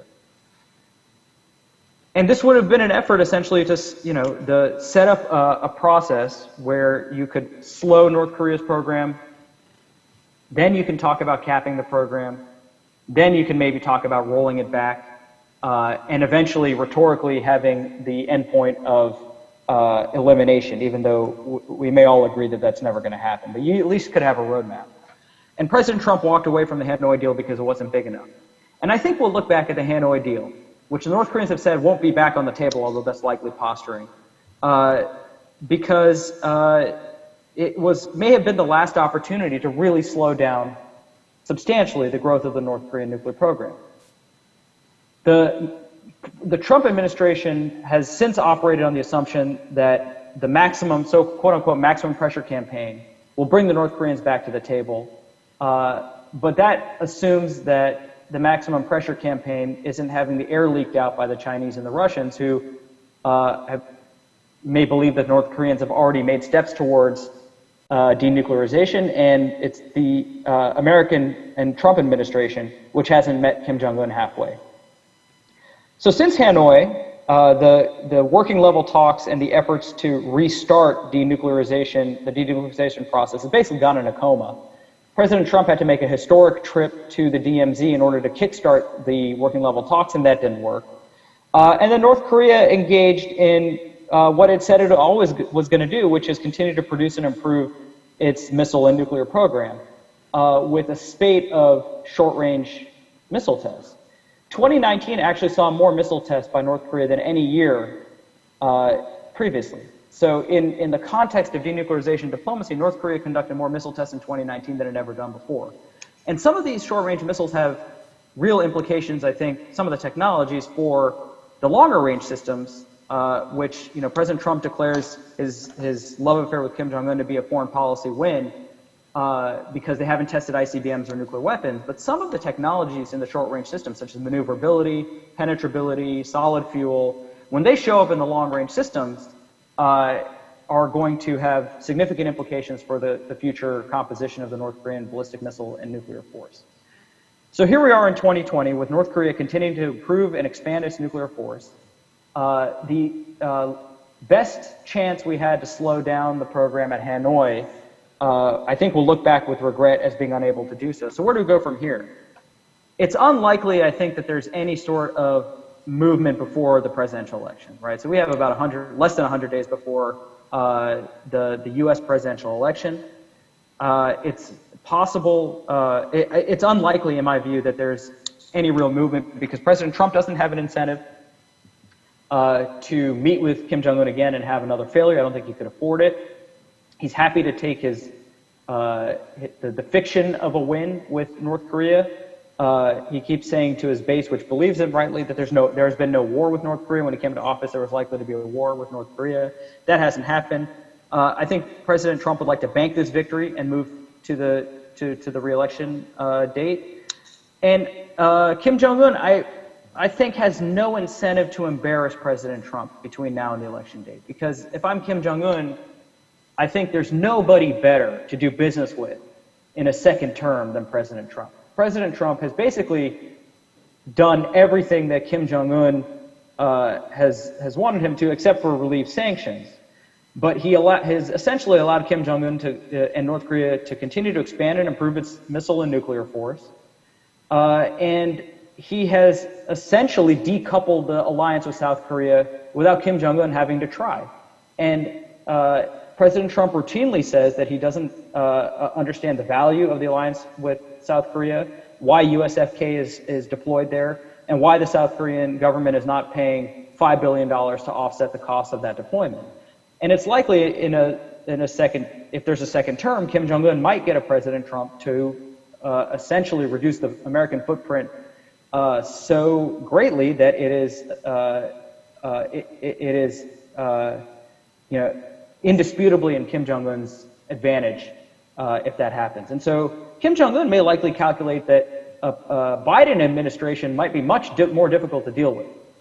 and he probably can't do better than President Trump. So he's unlikely to do anything provocative like test a long-range missile, conduct a nuclear test, or do anything to otherwise humiliate President Trump.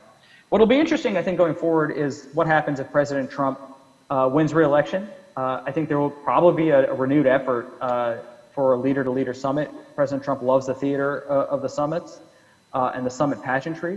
And Kim Jong-un may make one more effort to get sanctions relief and the U.S. off the South Korean peninsula if that happens. I think the harder question will be what happens if President Biden wins the election Vice President Biden wins the election in November. In the lame duck period, it's unclear what kind of signaling Kim Jong-un might engage with to a future Biden administration, take a hard stance by initiating a missile testing sprint or something of that sort.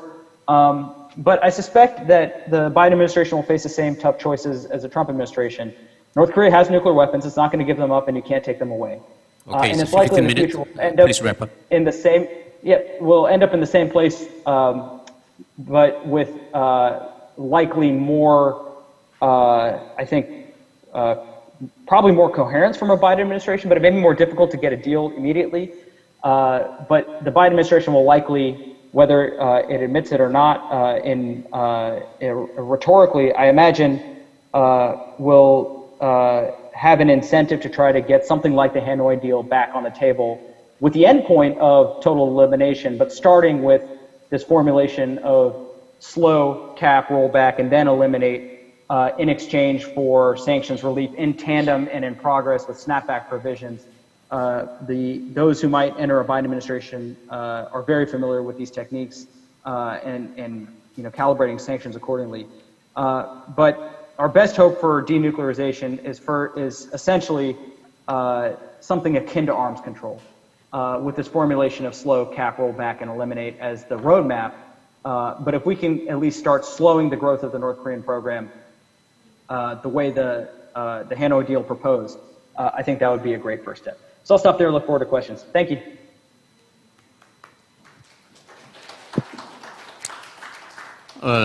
Thank you very much. Okay, let me invite the third speaker, Professor Sean Ding-mi. Sean Ding-mi is online. Is it not on? It seems like Sean Ding-mi is not online. Okay. Then I would like to invite Mr. Anton Klopokov, who is Director, Center for Energy and Security Studies in Russia. Please go ahead for 15 minutes. Thank you. It's my real pleasure to join this NEREC conference. This is not my first time, but I would like to mention that the job Professor Yim or Mansun is doing is really important, because my personal recent experience was that one of the former participants of this program, Vladislav Chernovsky, joined our Center for Energy and Security Studies, and I would like to mention that the first ever international experience in non-proliferation he got it through NEREC conference. So I would like to thank Professor Yim and his team for the excellent job he is doing as part of this annual NEREC conference. Now, moving to the subject of my presentation, I would like to start with the importance of framing the issue or topic we discuss rightly. And I usually have a problem when we discuss denuclearization of the North Korea. Because if we will read the most recent documents which were adopted, including the declarations from 2018 and 2019 summits, it's about the peninsula.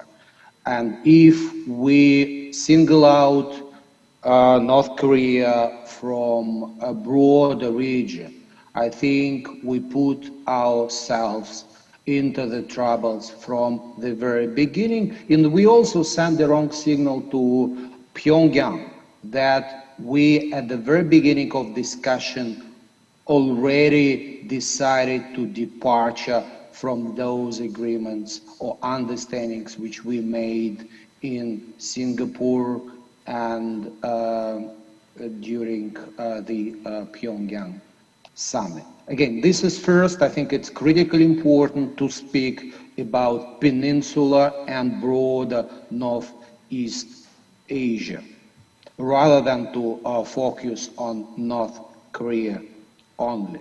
Second, I think, and here I absolutely agree that we should, with the statements which were made earlier today, we should learn lessons from the past. And here, I think there are some positive outcomes from the so-called summitary process of 18 and 19. And already they've been mentioned the so-called Yonbyon proposal. My understanding, based on communications with members of both delegations which were in Hanoi, that it was a real option which was on the table. And here again, I agree with the Vipin assessment. It was not a small deal. It was a huge potential deal which was proposed. It was on the table. It's very unfortunate that it didn't happen, but we should still try to build on those discussions which took place in Hanoi and earlier. What is critically important, and this is my third point, we do need a regular dialogue. Because if there is no regular dialogue, it will be very difficult, if not impossible, to reach any deal. So when and if the dialogue will resume, and I do not expect that it will take place earlier than next year for obvious reasons, and first of all, the situation with COVID and the upcoming presidential election in the US, it is important to establish a regular dialogue. The next point, I think, multinational approach is the only one which can work. And again, here I think the experience from the 2018 and 2019 demonstrated how important the role of multinational dialogue, or how important could be the role of different countries during the dialogue with Pyongyang. I would like to remind how important was the role of Seoul at the beginning of this dialogue. Unfortunately for me, this is not the case at this point, but of course I would like to see more active and more independent, I should say, role of Seoul as it was at the beginning of that dialogue. But from my perspective, it goes without saying that Russia, China, and I do believe Japan do have their capabilities to contribute to that dialogue positively. Next, what should be the basis for, let's say, for finding a solution? And here, I agree that our expectations should be realistic. We should, I think, all countries which will be involved in the dialogue should recognize from the very beginning that denuclearization of Peninsula is the long-term goal of the process, but it cannot be reached quickly. So here we will have to identify what we could do realistically, ideally within the next, let's say, a year or couple of years since the dialogue will be resumed. And the basis for this progress should be not security steps from North Korean side, or steps which are in security field in return for economic sanctions relief. I do believe that the very basis of this progress should be security steps for security steps. And this is, by the way, what was the basis for the progress I do believe we had in 2018 when North Korea announced nuclear test and so-called ICBM launch moratorium. Those steps were done not in return for economic measures from the other side, and North Koreans, at least in our communications, recognize the importance of adjusting of a joint program of drills, of exercises between United States and ROK in the region. Next point, I do believe that this is a unique situation, but we should learn lessons from other examples. And here, I don't think that the examples of Ukraine, Belarus, and Kazakhstan are appropriate because those three countries never had full control on the nuclear weapon which was located on their territory of the collapse of the Soviet Union, because those weapons were controlled from Moscow from the very beginning after the collapse of the Soviet Union. But I do believe that there are some elements from other negotiations and deals which we can apply for the Korean Peninsula as well. And here, and I think I mentioned this on a number of other occasions, that North Korean experts followed closely the Iran and JCPOA negotiations. And I think they followed in a quite constructive way. So they were trying to identify some lessons, what could be learned from that experience. And here, I think we should be also cautious when we speak about snapback, because as we learned today, this is not what probably other countries, after what happened with the dramatic change of US policy, and especially nowadays when US is trying to present its position as US is not a part of JCPOA anymore, but at the same time it would like to have an impact on the related issues in the UN Security Council. I don't think that this exactly element of JCPOA or I mean past negotiations could be or should be used at least at the initial stages of negotiations with Iran. Next, verification. This is one of the most difficult, most complicated issue when we discuss denuclearization of the Korean Peninsula. And when and if we have a small deal, or I mean a deal which is not small as again Yeonbyeon, which was discussed in Hanoi, I think we should keep in mind that verification is critically important. This is first. Second, but this is one of the most complicated issues, and we do need creative ideas here. And I think think tanks could contribute a lot to generate new ideas, because verification is also about trust. And we know how significant the trust deficit when we discuss the dialogue on the Korean Peninsula.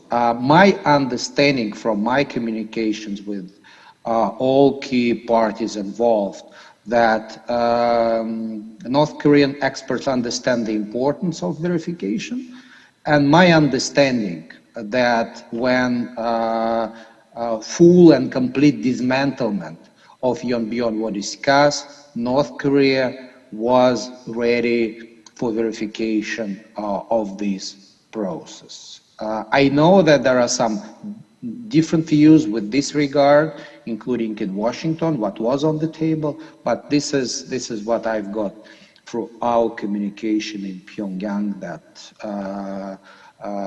colleagues there who are involved in related negotiations understand the importance of that element when we discuss progress.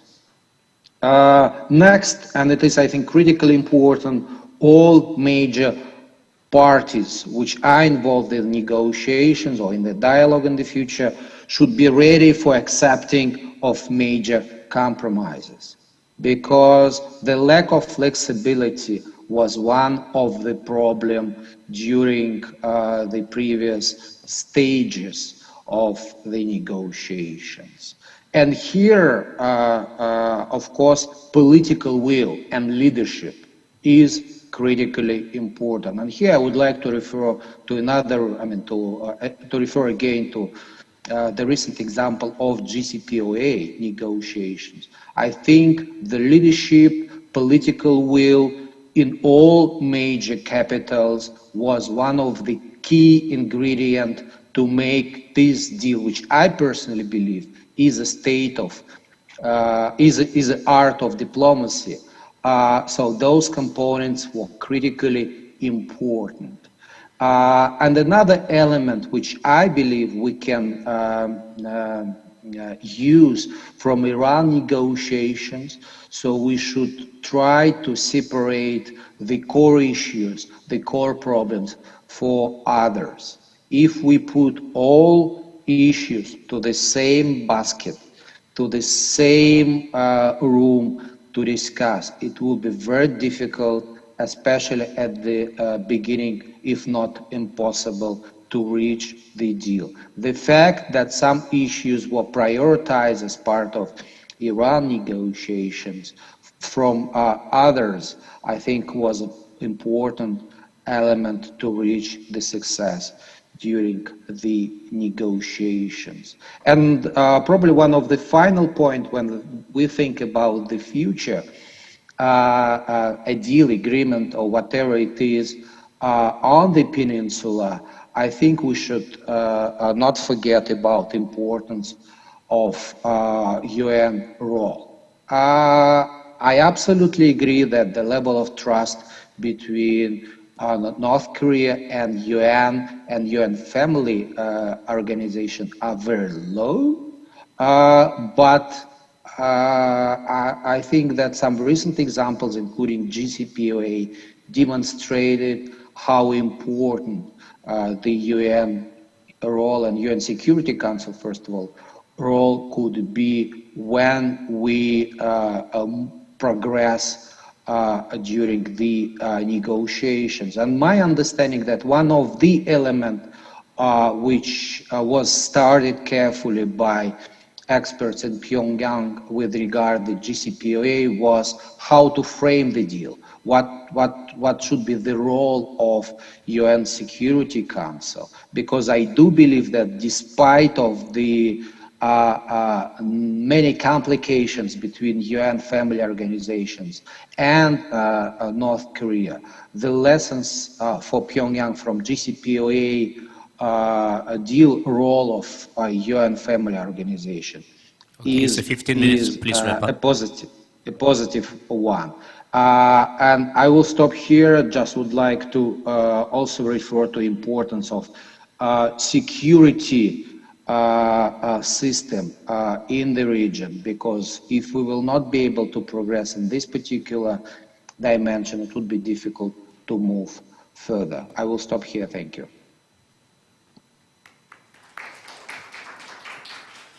Well, thank you very much. I got a message that Professor Shunding Lee will join us at the end of this panel presentation. So next speaker is Professor Benjamin Valentino, who's teaching at Dartmouth University, United States. Please. Hello, I am going to share my screen now with you because I have some slides to show. So here we go.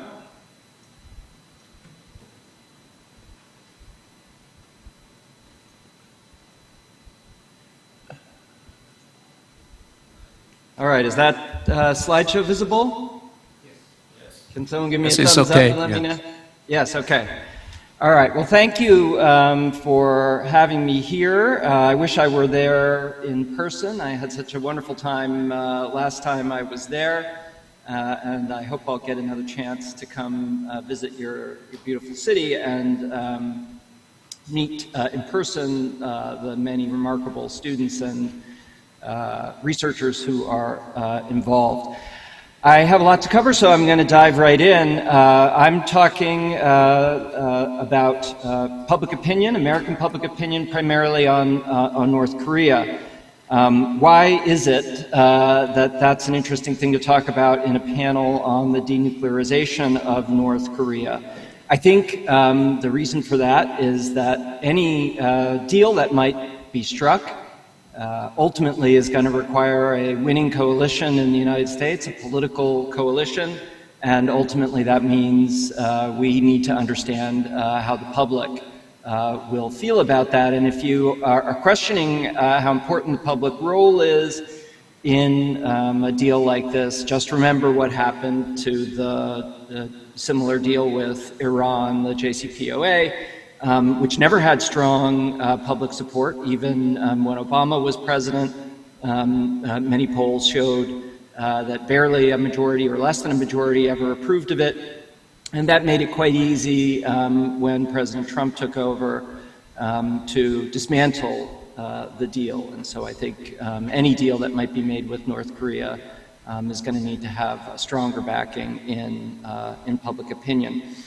I'm going to talk about two main issues. Number one, how does the American public view the threat from North Korea? And number two, what are the responses to that threat that they would be willing to contemplate, both in terms of negotiations and potential deals, to harder measures from sanctions to military action. I'm going to go through a bunch of slides showing these results. I'm going to go through them quite quickly, but I'm happy to make the slides available to anyone who would like them, and so you'll have a better chance to kind of look at them carefully. So I'm not going to go over this timeline here, except to say I think this period from September 2016, the last North Korean nuclear test, to March of 2018, when Trump announced the summit, marked a real crisis point in the relationship. And I talked about public opinion last time I was here last summer, but I think now we have a little bit more perspective on this crisis period, and we'll now have a chance to see through public opinion whether it had lasting impacts or whether it really was just a blip on the radar screen. But all of these events in this crisis year, a little over a year, can really be summarized here in this one graph, which asked Americans, do you think that North Korea is capable of launching a nuclear missile that could hit the United States or not? You could see that in 2013, a majority of Americans did not think that North Korea was capable of striking the United States, but by October of 2017, a significant majority now believed that they could. And that's reflected in the views that the program was a critical threat to the United States. And again, here you can see a significant increase in the year 2017 in the number of people of all political parties, although the increase is a little more pronounced among Republicans, that's the red line, that North Korea was a threat. And then you'll see there in the following 3 years, after the announcement of the summit, and of course the summits themselves, a decline in the view of the threat. So that's giving us a sense that this crisis really was limited in time in terms of how Americans saw the threat. This slide is just to show you that it wasn't only the United States that saw North Korea as a threat during this period.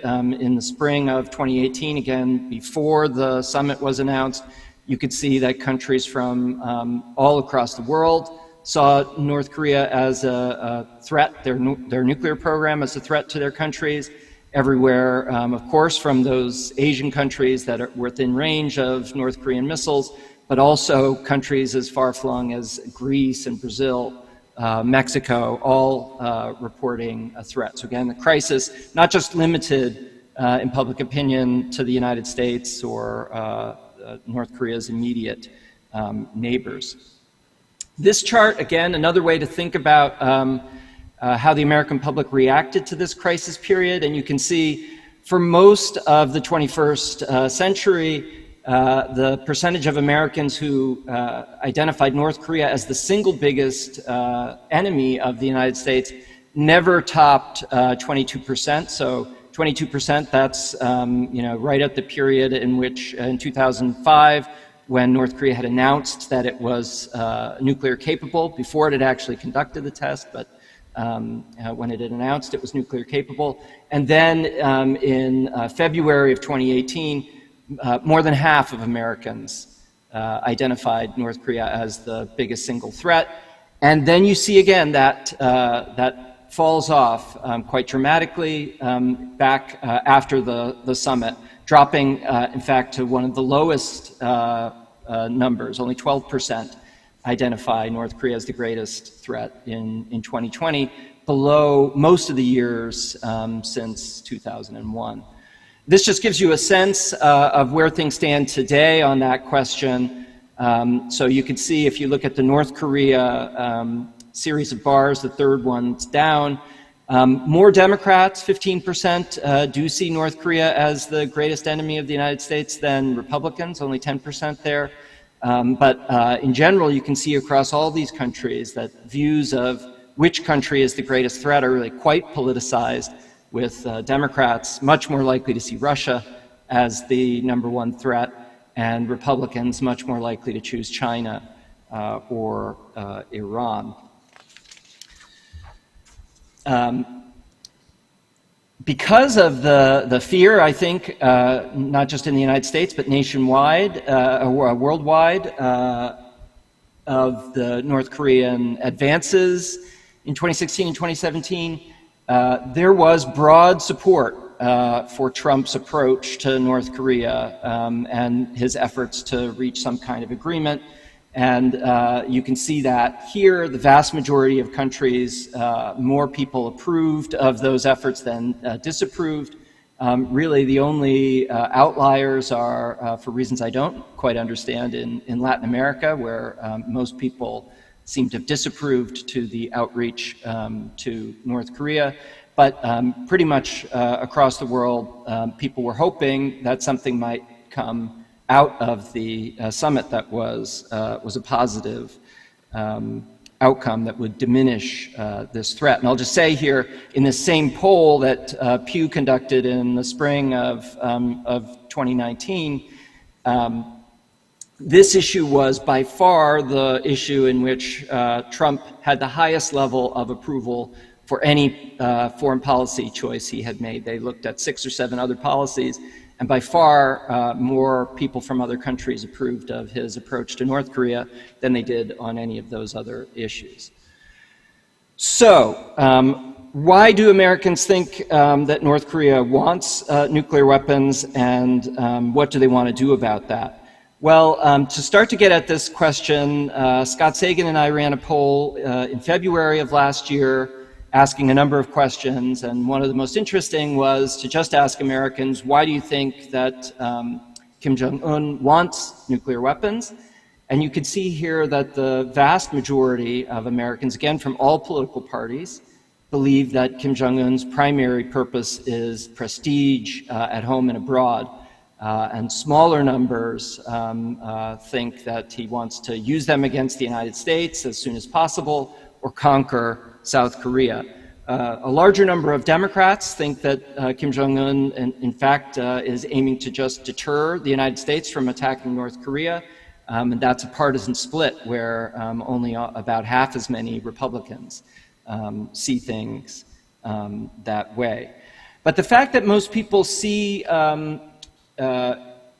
North Korea's primary interest as prestige might explain this poll result that we also found when we asked Americans whether they thought that North Korea could ultimately be deterred from using its weapons against the United States or South Korea by the threat of devastating retaliation. And you can see both Republicans and Democrats agree, although Republicans much more likely, but on average, about 2/3 of Americans agree that the North actually can be deterred. I find that somewhat reassuring.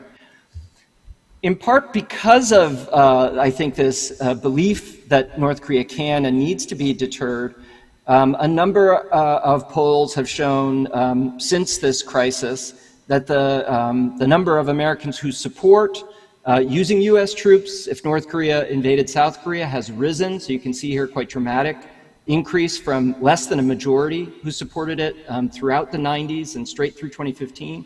Only starting in 2017 did a majority of Americans say they would commit to fulfilling our alliance obligations if North Korea invaded South Korea. And you can see in 2018 a majority also approved of using U.S. troops if North Korea attacked a military base of the United States in the Pacific or if it attacked Japan. Here you can see again that support for our long-term military bases in South Korea also went up during this crisis period from the kind of low 60s even to the mid 70s. And it's only come down a little bit from there, still higher than it was at any point prior to this crisis period. One thing, however, that most Americans continue to not favor is the development of nuclear weapons by the South. So although that might seem like something that would increase deterrence against the North, most Americans don't favor that. So now let's turn to what we know the public might accept about a deal with North Korea. This poll asks two questions. One, would we accept that North Korea, any deal that would allow North Korea to produce additional nuclear weapons? The answer is that the vast majority of people oppose that.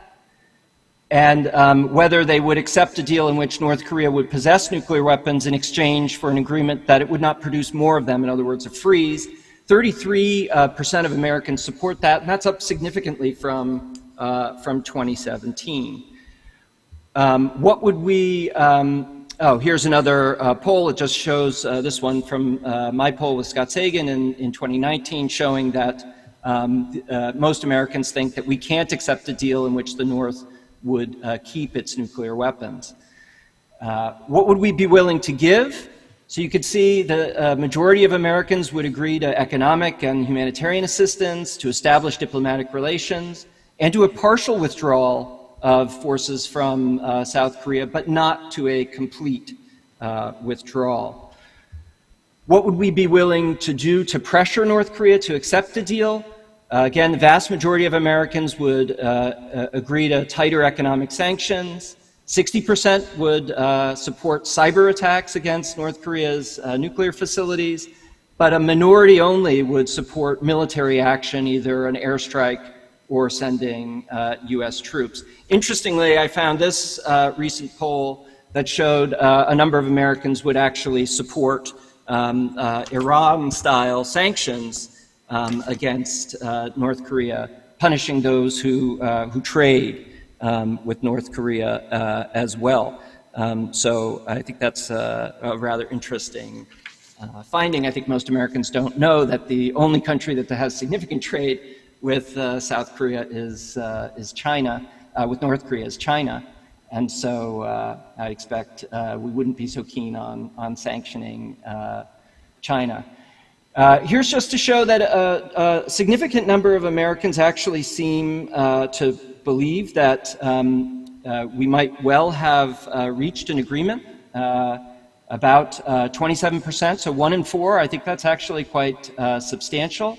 And almost half of Republicans in 2018, before the summit, were hopeful that North Korea would give up its weapons.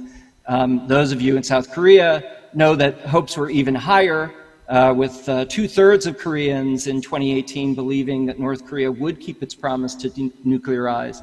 But that has fallen now substantially in 2019. where 56% are not confident at all in North Korean denuclearization. Okay. Could you please wrap up? Yeah, so I'll just wrap up right now. What can we take away from all of this? Well, I think we can, again, look back on this period from 2016 to 2018 as a real crisis period, a discontinuity in American public opinion about North Korea that both increased our awareness of a threat and raised our hopes that we might do something about it. And that crisis has had some lasting effects in terms of our alliance with the South. I think it's increased public support for American alliances with the South. And I think this is a theme for many of the presentations. It also suggests that we may have missed an opportunity here. Because barring Trump engineering some October surprise deal with North Korea, and I agree with Vipin that that's unlikely to happen, I think the chances now for a deal that is politically acceptable to the American public are only going to decline. And that's because while Trump may have been able to bring along Republicans on a variety of concessions to North Korea that they would not have been willing to accept either under Obama or Biden, I think now, even if Trump were reelected, there's a real question about whether Americans are losing their patience with Kim Jong-un. And if so, I think in the words of Winston Churchill, we may have let a good crisis go to waste. All right, thank you very much. Okay, we are a little bit behind our schedule, so I'm failing in controlling time. So, okay, Shonding-ni, you are back online.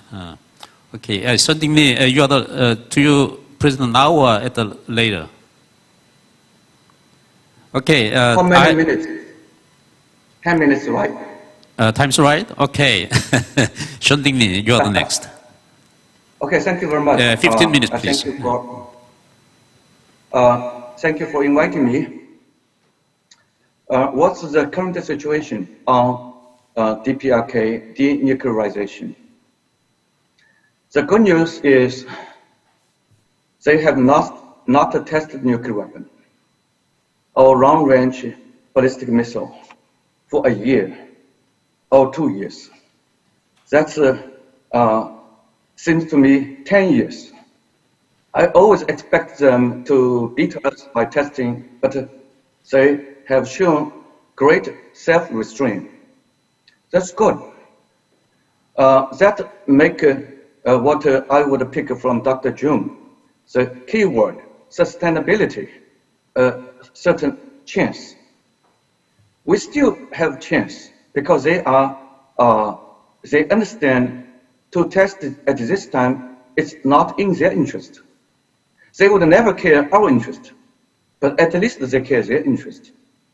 So to do more testing would do more harm than good to them. Good. A couple of bad news. Indeed, they are very unstable, and they used the balloon incident, which is a challenge. But they took a very blunt approach to blast the liaison, inter-Korea liaison building in the Kaohsiung area. That is very damaging to show their resolve, not to yield such a kind of offense. On the one hand, I do criticize for South Koreans' inability or unwillingness to rein in this phenomenon.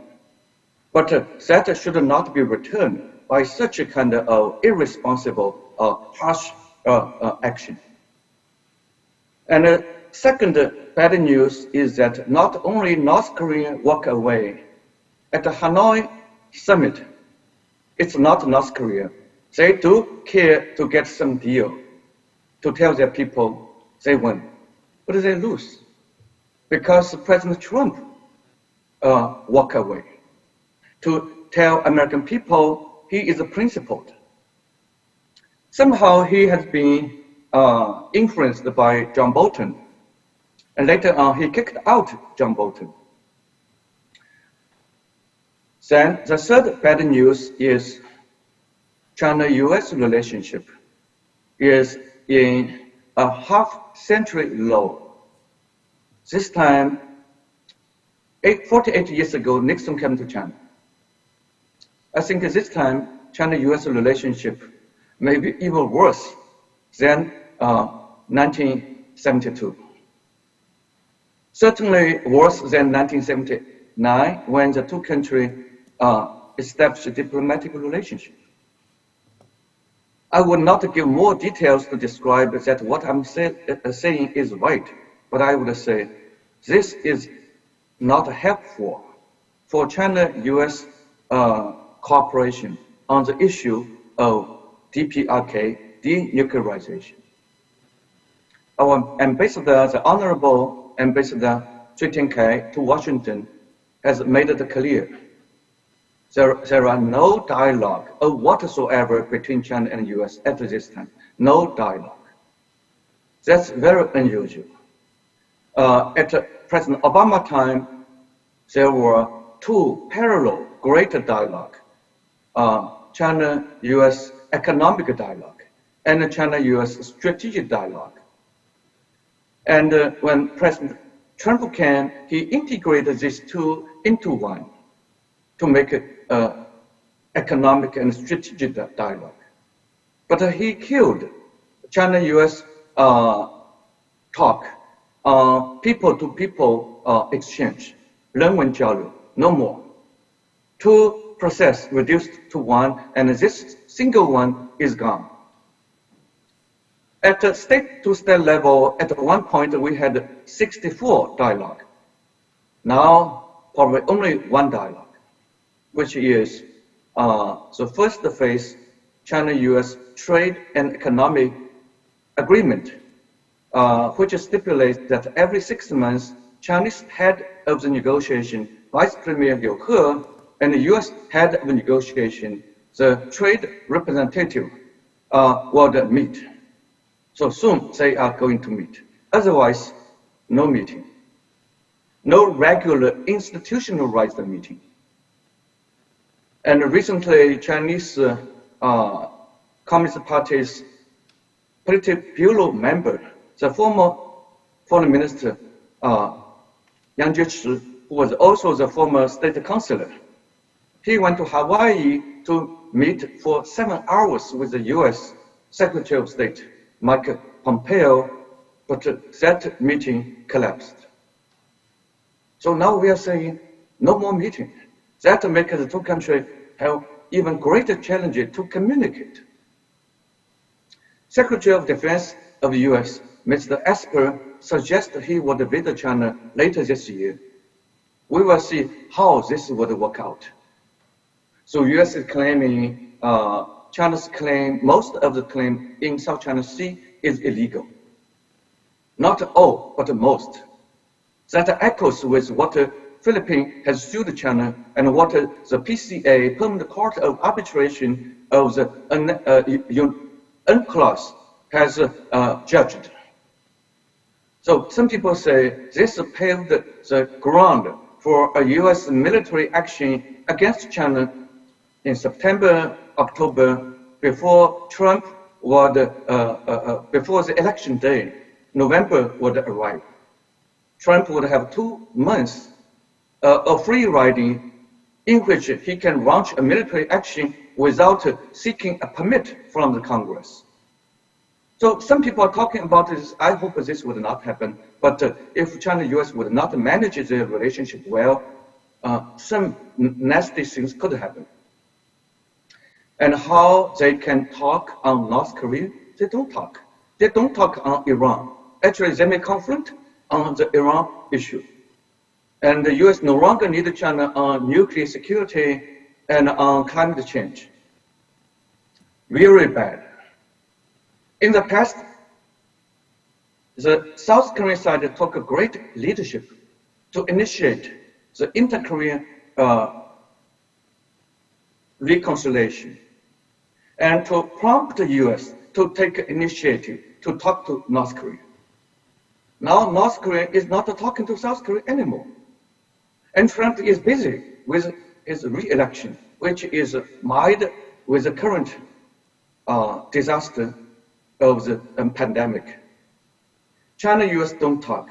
China, North Korea may talk to China, ask North Korea to abandon nuclear weapon, but North Korea is giving face to China by not testing. North Korea want to have a two-wheel strategy. And this is what I may understand from Dr. Jun, sustainability. They abandon some, and the US gives them. They abandon more, US give more. They abandon all, US return the normal relationship with North Korea. This is reasonable, but not idealistic. Idealistic means North Korea violated UN demand, so North Korea should fix all its wrong before the UN can fix its sanction. That's idealism. That would never work. So we have to approach to realism. North Korea should take initiative to tell other countries how much fissile material or weapon I have, and how much more capability I may still keep, and where they are. So you're welcome to take a visit, and they may conceal something, and US may figure out North Korea may have some secretive holding, and the two sides need to talk. At least North Korea should abandon the first batch of the holding. But now nothing happened. North Korea is not idealistic. I don't like, but I understand their realism. America is too idealistic. That is totally against the rationality. Any sustainable, incremental approach to induce North Korea to abandon its nuclear weapon over time. So what we can do? Encourage North Korea, don't test new nuclear weapon. Don't shoot long-range missile. We don't like them to shoot short-range missile, but if they shoot, talk to them, not to demonize them. And also, Trump is never predictable. He may not be re-elected. So he may launch a great hostility against North Korea. After he is proven he is not elected, he would do some damage before he would leave next January 20th. Or he still want to have a Nobel Peace Prize. He would not repeat President Clinton's mistake. Don't go to North Korea. Don't have a meeting. So Clinton did not get it. Obama get it. So he may go to North Korea, or he may invite a North Korean leader to America, and he may still not get a Nobel Peace Award, but he will be remembered by history for his unpredictable but constructive behavior before he would leave the White House. What we should do is to encourage the U.S. to do positive, constructive, to have dialogue. And this U.S. Secretary of State Mike Pompeo is very ideologic. But probably the current U.S. National Security Advisor, Mr. O'Brien, is far less ideologic, conservative than John Bolton. So this is an opportunity. South Korea may not be able to talk to North Korea at this time, but she will still be able to talk to America. Encourage American side to take leadership. Talk to North Korea. Trump can walk to the North Korean side of the DMZ. Why he should not sustain? Since he has abandoned, he has fired John Bolton. Why he cannot be free, more free to have his own constructive North Korean foreign policy? North Korea, I think, is still waiting for that day. They like South Korea to meddle in a positive way. They like China to play a positive way. They don't like China and South Korea to play in a way that would tilt toward America. So could South Korea and China talk? And we don't like each other on every counts, but for this, we share great common strategic interest for regional stability. So China, South Korea talk, and South Korea talk to U.S. with or without being elected for President Trump. He should leave a great presidential legacy that would really deserve our respect. And he is a man, he is unpredictable, but he has also shown he has great courage. And appreciate North Koreans' self-restraint not to openly rebuild more fissile material for weapon purpose, not to openly testing nuclear device for its own security, but threatening the rest of the region, and not to test long range. So North Korea is not taking the initiative to poison North Korea's American relationship. That's good. So let me conclude. Let's go back to, because I was with another event, I missed Narwan's talk. I apologize, but I did not miss Dr. Jung's talk. He said, sustainability. We don't like those options to have a war, to accept North Korea's nuclear reality, to live under the nuclear reality.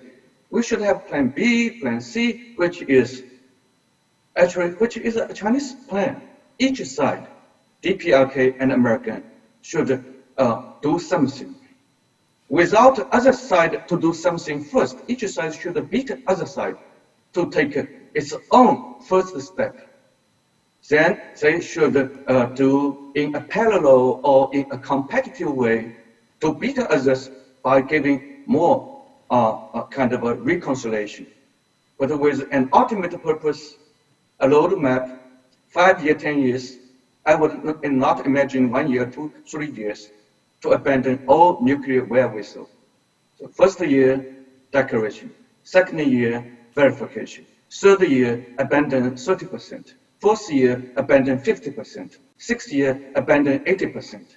10 year, abandon 100, if not 120%. And the rest of the country, if America cannot guarantee, cannot make a peace agreement with North Korea, but should at least make a promise. If you abandon everything in a verifiable way, I promise you that I'm not going to launch a military action. And China has a military defense agreement with North Korea, but North Korea does not believe China would honor anymore.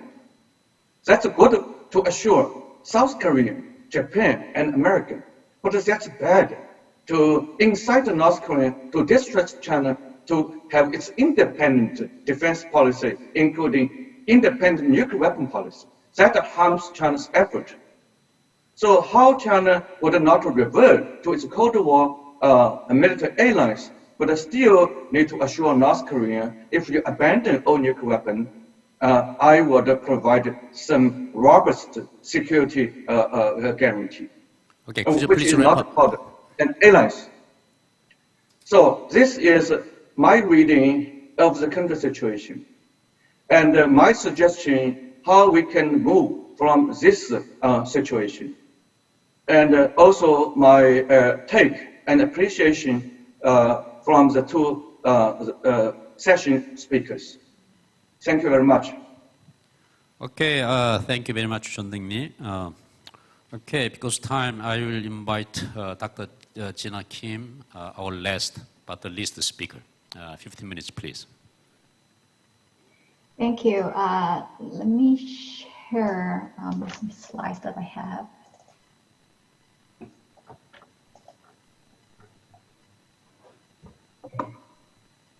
Yes, thank you. It's very interesting to hear lots of comments from the speakers. I also think that North Korea will not consider making significant modifications to its demand for the resumption of talks for the time being. Well, without breaking the deadlock situation, North Korea can continue to work on ways to increase credible deterrence capabilities and develop a force capable of surviving a nuclear first strike. So as time goes by, in the absence of North Korea's high-profile provocations like nuclear test or ICBM test, well, military actions will continue to be off the table. Then we'll be left with two different diplomatic options, in my opinion. First, going back to step-by-step approach by accommodating North Korea's demands to resume talks on denuclearization, or second, acknowledging North Korea as a nuclear-armed state and working on non-proliferation issues instead. Either way, I think North Korea will have some political gains. As you may all know, we have seen some changes in North Korea's rhetoric these days. The question is why? In my opinion, first, North Korea has a more realistic assessment of the current situation. That is, the US maximum pressure will not go away. Early lifting of sanctions is not that easy. Ending US hostile policies, which are very, very comprehensive in nature, is not really feasible at this point, and therefore self-reliance is the key to regime survival. That's why North Korea said that it should deal with not just President Trump, but with the US society entirely. Second, because of the COVID-19 worsens its socioeconomic situation, North Korea's priority is managing internal instability and redirecting domestic discontent, if any, to the outside. And North Korea can shift criticism onto its chosen scapegoat, which was recently South Korea. But it is also possible that an offensive behavior by North Korea will be very, very difficult to sustain for a long time, because high-profile provocations can further aggravate the domestic instability that Pyongyang wants to resolve. So what's the most likely scenario that we can think of?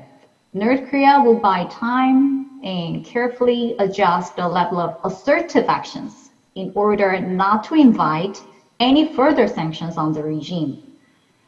North Korea recently claimed to mass-produce new missile systems with in-flight maneuverability, enhanced accuracy, and high speed to be deployed in the field. And we should understand that at the production and deployment phase of the acquisition cycle, North Korea needs to import strategic goods from China, Russia, and others, contributing to sanctions busting. That serves actually dual purpose. First, increasing North Korea's deterrence capabilities, and second, bargaining power at the future talks.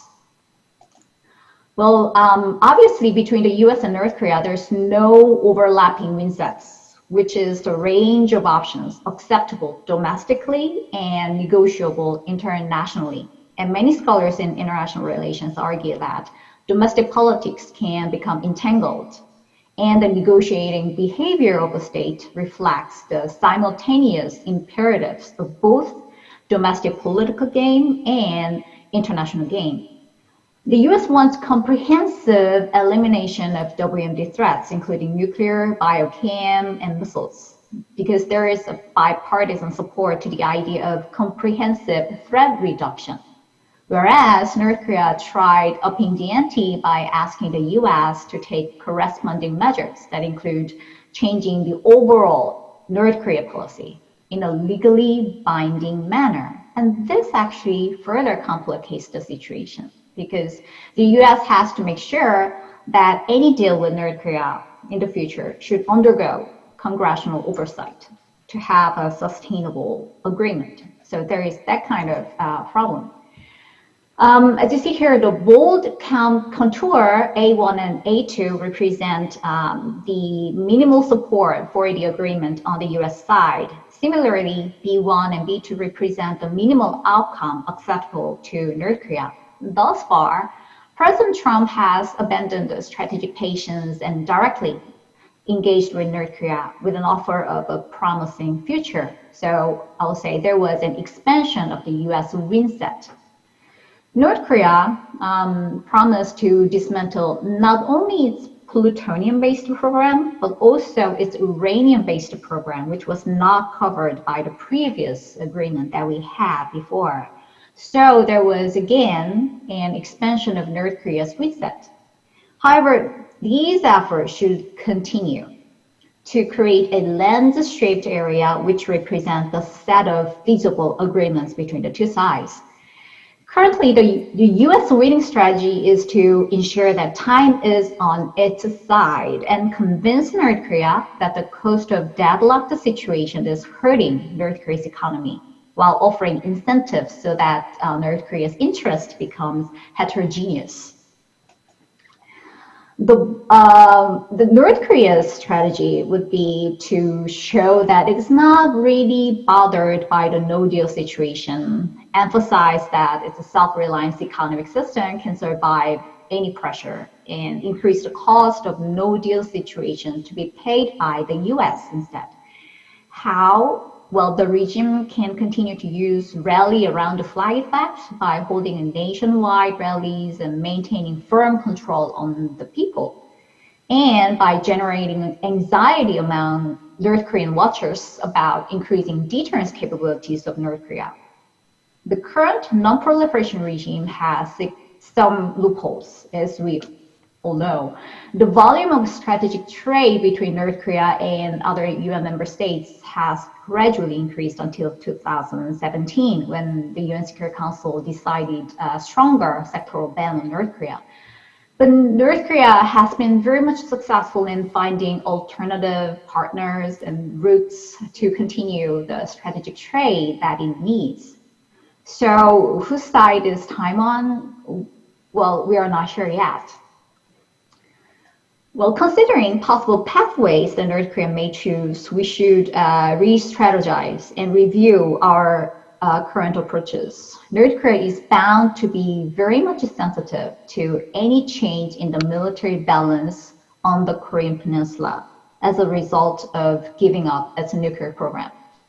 North Korea has that kind of anxiety, and we know that. Then there are two ways to solve this problem. But I can tell you that nothing seems appealing to me. One is that North Korea increases its conventional forces with asymmetric capabilities vis-a-vis the US and US allies.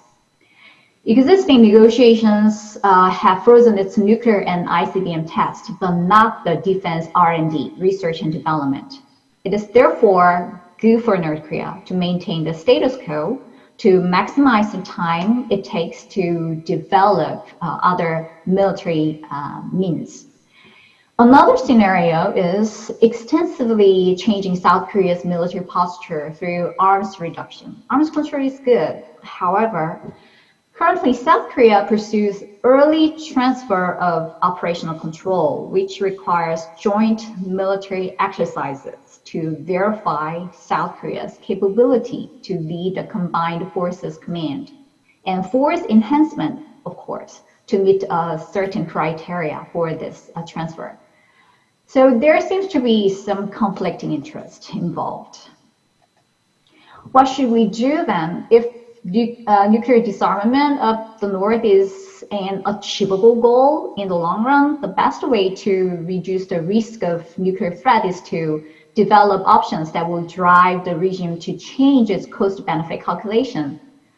Well, in tandem with a roadmap for denuclearization, North Korea may consider the benefits of cooperative threat reduction. Offers in this regard may include defense conversion through transforming WMD facilities for peaceful uses, infrastructure building to support denuclearization process, cooperative engagement through integration and long-term confidence building, and many others. And CTR's value in this process of implementing denuclearization is, in my opinion, even greater. Throughout this kind of program, consultation and implementation process can be possible, and all the parties involved in this process can have an opportunity to share their interest and enhance procedural transparency. Through this kind of multilateral guarantees and efforts, we can reduce the risk of non-compliance to the agreement. engage with scientists and engineers to participate in the global network, and encourage North Korea to be integrated into the international community. Before denuclearization, though, South Korea's priority should be understanding the limits of the current extended deterrence. There is no clear operational plan for various nuclear crises that can happen on the Korean Peninsula, and there are lots of questions about what constitutes sufficient deterrence and appropriate response or adequate consultation and coordination mechanism between the two allies. I can tell you that there are a lot of work to do between the two allies indeed. If North Korea looks for opportunities to use existing loopholes in the sanctions regime, by the way, and seek alternative markets to import items for weapons development, then our goal should be to tighten export control mechanisms. This is actually my last point. The scope and level of implementation vary from country to country because UN member states implement the resolution in accordance with their domestic laws and regulations. So it's very, very important to provide up-to-date information through outreach and assistance in sharing overall export control related practices with other like-minded countries to assist in national capacity building to reduce proliferation risk. I'll stop here and I look forward to our discussions. Thank you. Well, thank you very much. You saved a lot of time for us. Well, okay, we have so far 6 very interesting and excellent presentations, and I guess our fellows will have lots of questions. So let me open the floor and invite some questions or comments from our fellows. Okay, go ahead. Microphone, please.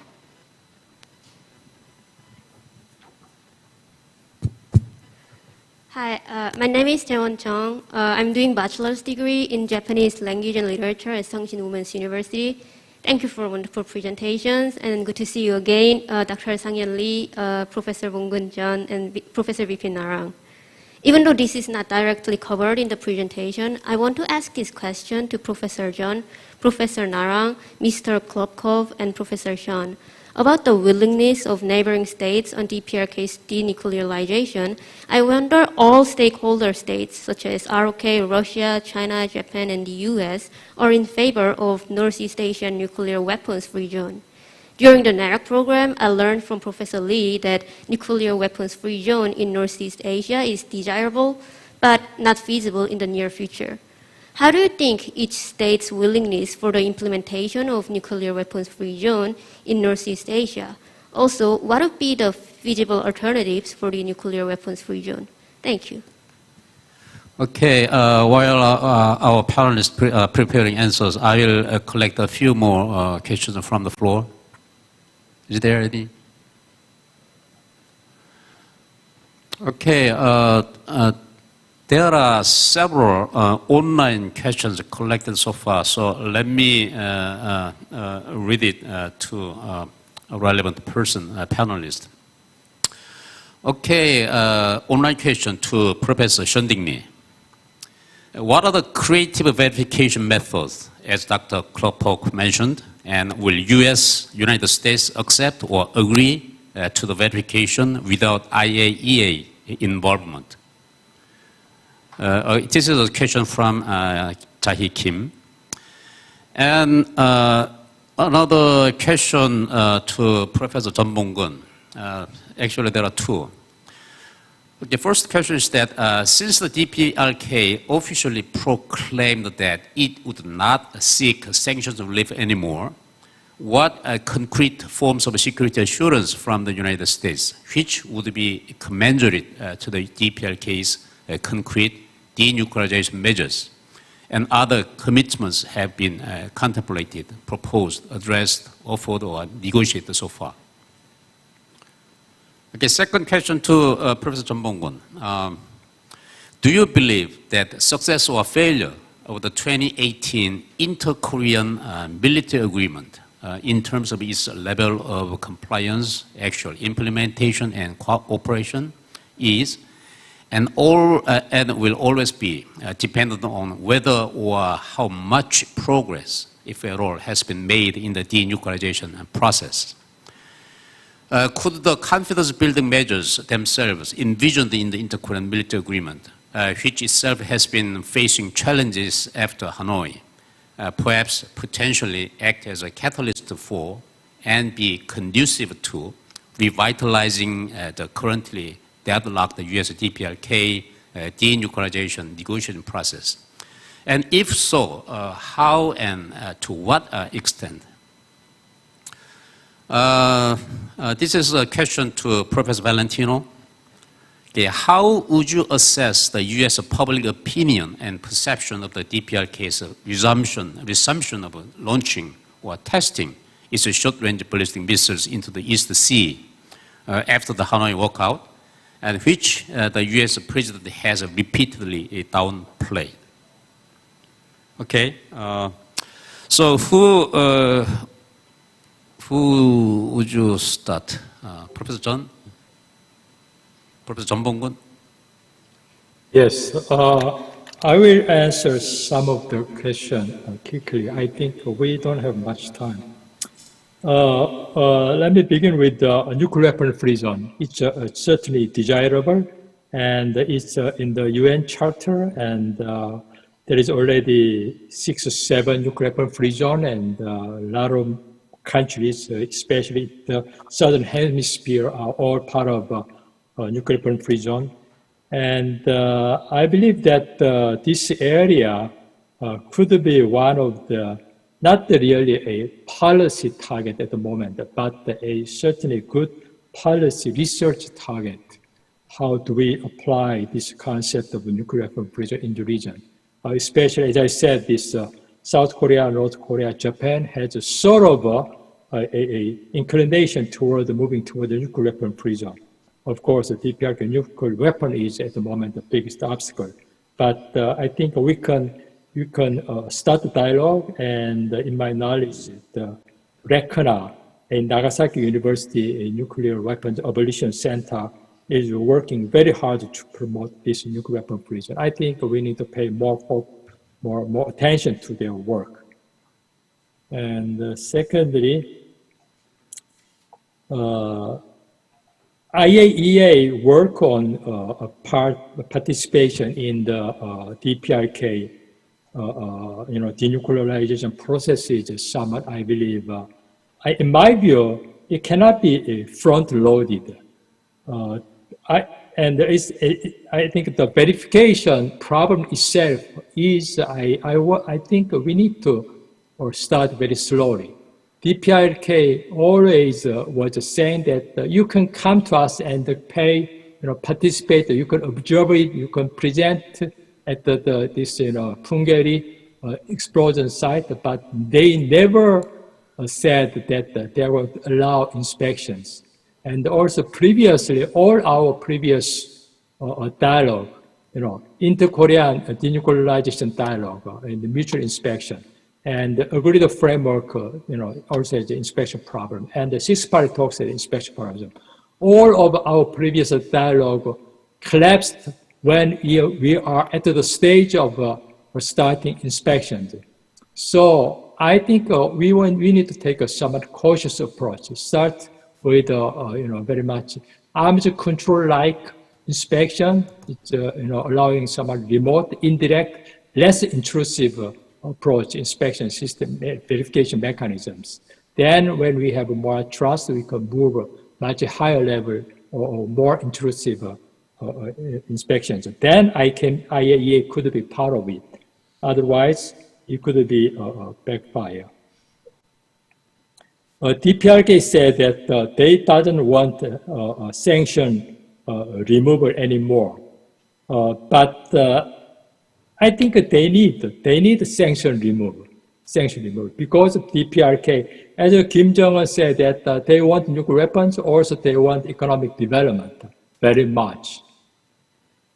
To have that, they need some import, export, and also they need more importation of oil. So I believe that this partial sanction relief combined with some humanitarian assistance and some modification of a ceiling of oil importation could be a very critical component of dealing with any deal with the DPRK. And of course, the biggest incentive to the DPRK could be political incentives, such as starting, U.S. DPRK diplomatic normalization dialogue. If they start with this negotiation, that's going to be a big incentive. Finally, Korea inter-Korean military agreement itself is good. I think it's good for us and it's good for them. It can save a lot of, tensions in the region. But however, in order to make further progress, I believe that there should be U.S. DPRK, progress in their relationships. Otherwise, I believe that always this inter-Korean relations, U.S. DPRK relations, they should go in parallel. Otherwise, it's going to hold back the other side. So once we could make some progress, but unless U.S. DPRK make further progress, inter-Korean dialogue is tend to be stalemate. So I always push both sides. If there is some in good situation, they could be helping each other, but otherwise they are just pulling back each other. And during the last 2018, there was some some escalation in good side, but 2019, there was somehow they are pulling back to in that way. So I very much would like to see that inter-Korean relations and U.S. DPRK relations move step by step. Okay, I better stop here. Okay, thank you very much. Next is Shunting-ni. Could you answer the questions? Please be brief. For the question whether we welcome a Northeast Asian nuclear weapon free zone, my personal answer is a firm yes. We have nothing to lose, but we gain more. South Korea is not a nuclear weapon state. And North Korea, somehow, it is illegal nuclear weapon state. Mongolia denuclear weaponized. Mongolia is a nuclear weapon free country. So why we don't expand it? Japan may or may not have a nuclear weapon because Japan does not want the US to tell. It would not ask, the US would not tell. But if we would say, from today on, I'm a nuclear weapon free country, that means it would always ask the US to honor its status. And the US will be very challenging. So what the nuclear weapon state need to do is to assure that they would not be attacked by nuclear weapon. If they have no nuclear weapon, why we attack them with nuclear weapon? I hope we will not even attack each other with conventional weapon. But to do it is very challenging, to do it. North Korea would be nuclear weapon free, legally free. I think they cannot do it immediately. They would do at the most incrementally. And US would not agree with Japan that I would tell you my military presence in Japan would have no nuclear component. So it is not doable, but it has a huge challenge. Still, I think it's a good idea. A nuclear weapon country like China should contribute to make this country to have less need for US nuclear umbrella or even conventional umbrella.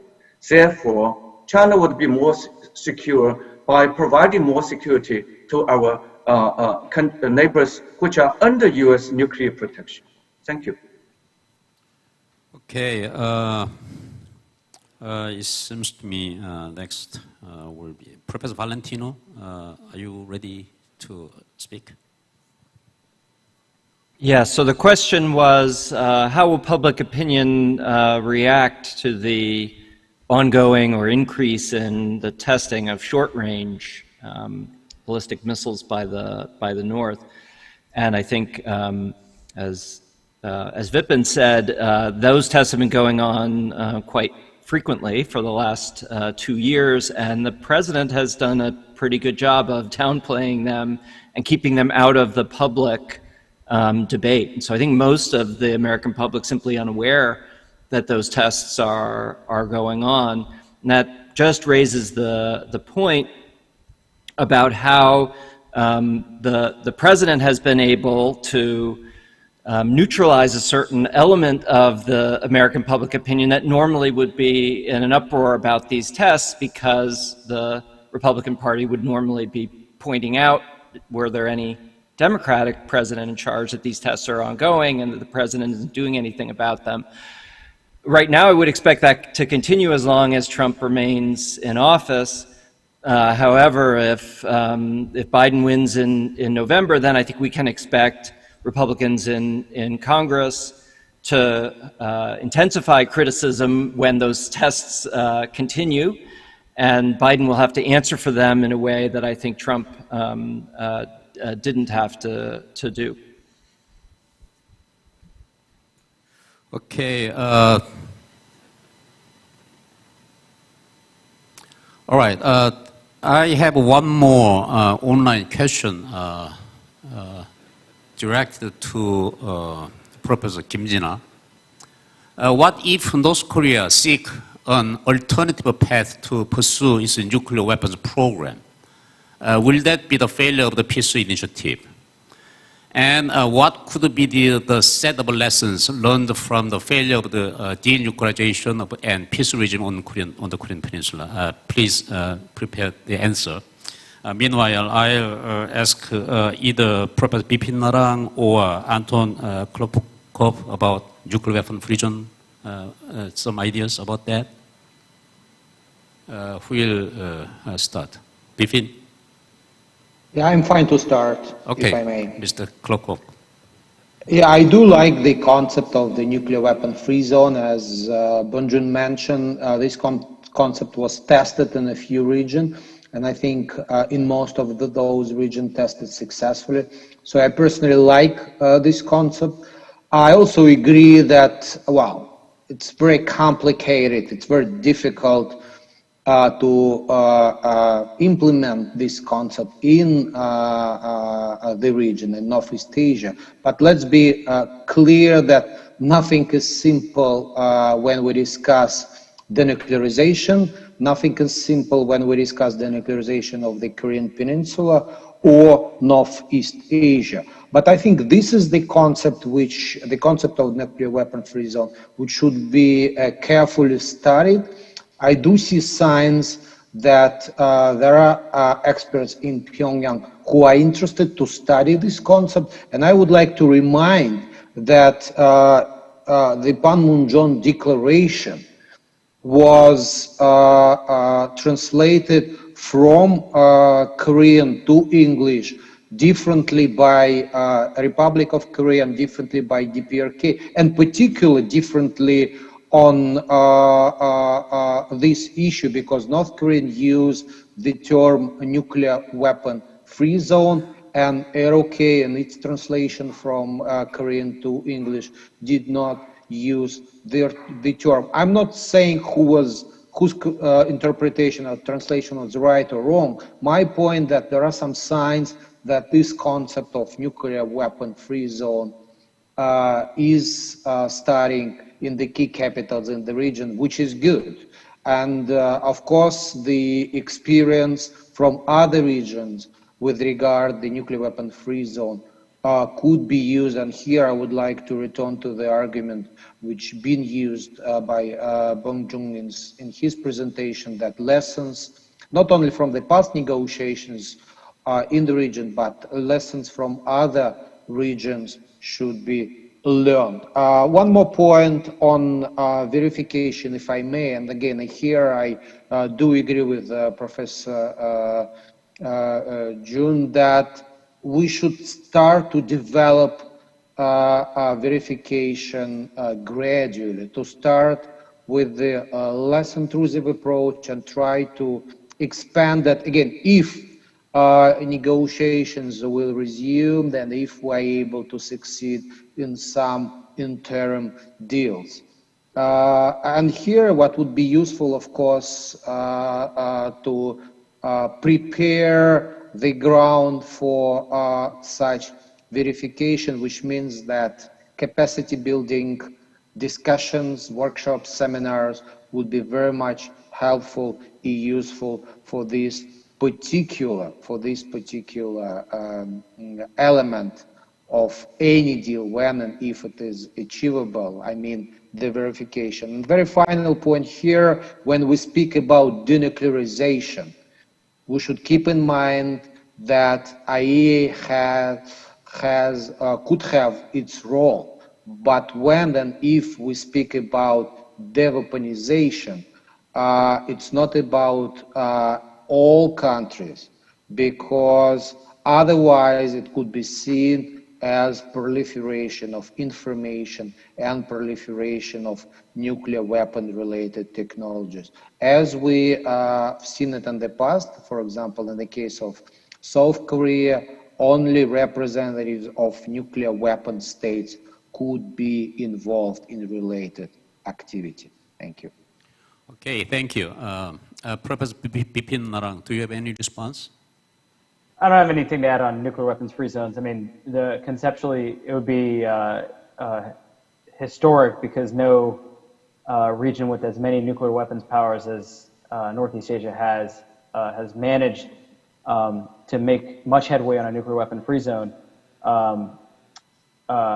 So it would be a difficult pathway forward. I look forward to more questions. So why don't we just move on to anything else, unless there are any left outstanding from this round? Okay, thank you. Professor Kim, Dr. Kim Jina. Yes, thank you. Denuclearization of the Korean Peninsula for North Korea means removal of any source of U.S. threat to the regime. So until 2016, North Korea demanded removing U.S. strategic assets from South Korea, giving North Korea negative security assurance, removal of U.S. forces in and around Korean Peninsula. Although we don't hear anything about removal of U.S. forces in North Korea's recent official statement, but there still is a possibility that North Korea will come up with similar agenda. Failing to denuclearize North Korea confirms that security matters as a key variable to explain states going nuclear. If we cannot accept a new normal, which means changing of the current military balance on the Korean Peninsula, then North Korea will not give up its nuclear weapons program. And peace initiative cannot be possible without denuclearization, because living with nuclear-armed North Korea, that's not what actually South Korea wants. So, so far, two Koreas had 10 major military confidence-building agreements in the past years, but implementation of those major agreements was another issue. We could not get there to implement all those agreements between the two Koreas.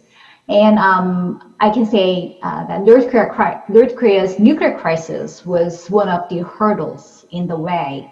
So I think the implication to the alliance is that we have to think seriously about how to relieve North Korea's security anxiety, and continue to put our efforts in denuclearizing the North in the long term. We cannot just think about the short-term solution, but we have to think about the long-term solution in order to have a peace on the Korean Peninsula. That's my answer. Thank you. Okay, thank you. Professor John Bong-gun raised the hand for question to other panelists. So, Professor John, could you proceed? Yeah, I have a question to Professor Narang. Your value of Yongbyon facility is much bigger than what the other people are saying. But if DPRK propose again, okay, we are ready to give up the Yongbyon facility. Is U.S. government ready to accept that? But still, there will be some people who are saying that the Yongbyon is just nothing more than some garbage or some useless facility. I mean, the good thing is I don't speak for a government. I mean, I think if I were looking at this with the objective of slowing down the North Korean nuclear program, the facilities at Yongbyon aren't trivial. Now, you could argue, and so for one, John Bolton in his memoirs did say that all of Yongbyon was put on the table, and the North Koreans have said this. I mean, John Bolton has no incentive to say that that is the case. In fact, my priors are that if John Bolton would underplay what the North Koreans offered at Hanoi. So for him to say and put in writing that all of Yongbyon was on the table, I mean, I think that that's about as conclusive evidence or definitive evidence we'll get, from the U.S. side. And I have no reason to doubt it if he puts it in his book, because every incentive to say that North Koreans were goofing around at Hanoi, but they clearly were not. And so, you still have to work out the sequencing and the scoping and who would go first and can I pour concrete in the reactor and, but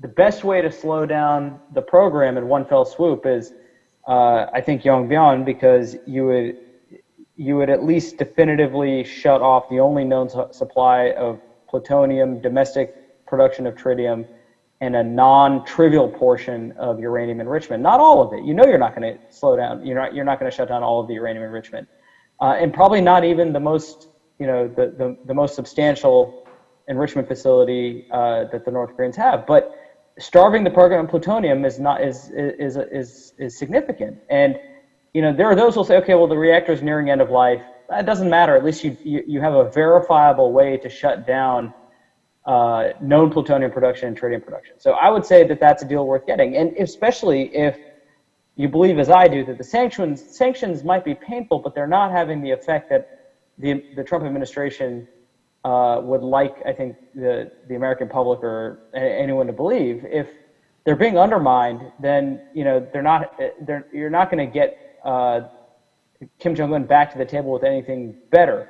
It's possible that there are those in the Trump administration who believe that the combination of sanctions plus coronavirus may make North Korea so desperate that they may come back to the table with more. But I agree with Anton here. It's not a small deal that was on the table. I'm not in the government, but I would say that that's a deal is worth exploring. And you can massage the rhetorical problems, which is it recognizes their possession of nuclear weapons otherwise. It recognizes their enrichment capability outside of Yongbyon. It recognizes their ballistic missiles and ICBMs. That's right, but if you don't get a deal, they have them anyway. So I live in a world where the alternative is they continue to expand and improve their capabilities, or you can slow it down. So my vote would always be to slow it down and get what you can. Okay, thank you for excellent presentation and Q&A. Let me conclude the session at this point because our fellows have a next program. So through 6 wonderful presentation and discussion, perhaps we have some mixed feeling. There may be some optimistic element and also pessimistic element in our expectation for looking at North Korea's denuclearization. But I agree that something you mentioned that we still have a chance. But how can we utilize that chance? It's up to us. Not actually all of us. We concerned countries, US, China, South Korea, Japan, Russia, all are part of this whole project, and perhaps because of that, we have to continue this kind of dialogue. Some of the words that catched my ear: sustainability, regular dialogue. Even though we don't have any guarantee that it may be successful in the future, but nevertheless, let's not get too much disappointed. Okay, this is the end of the session. Please join me in applauding excellent panelists. Thank you very much.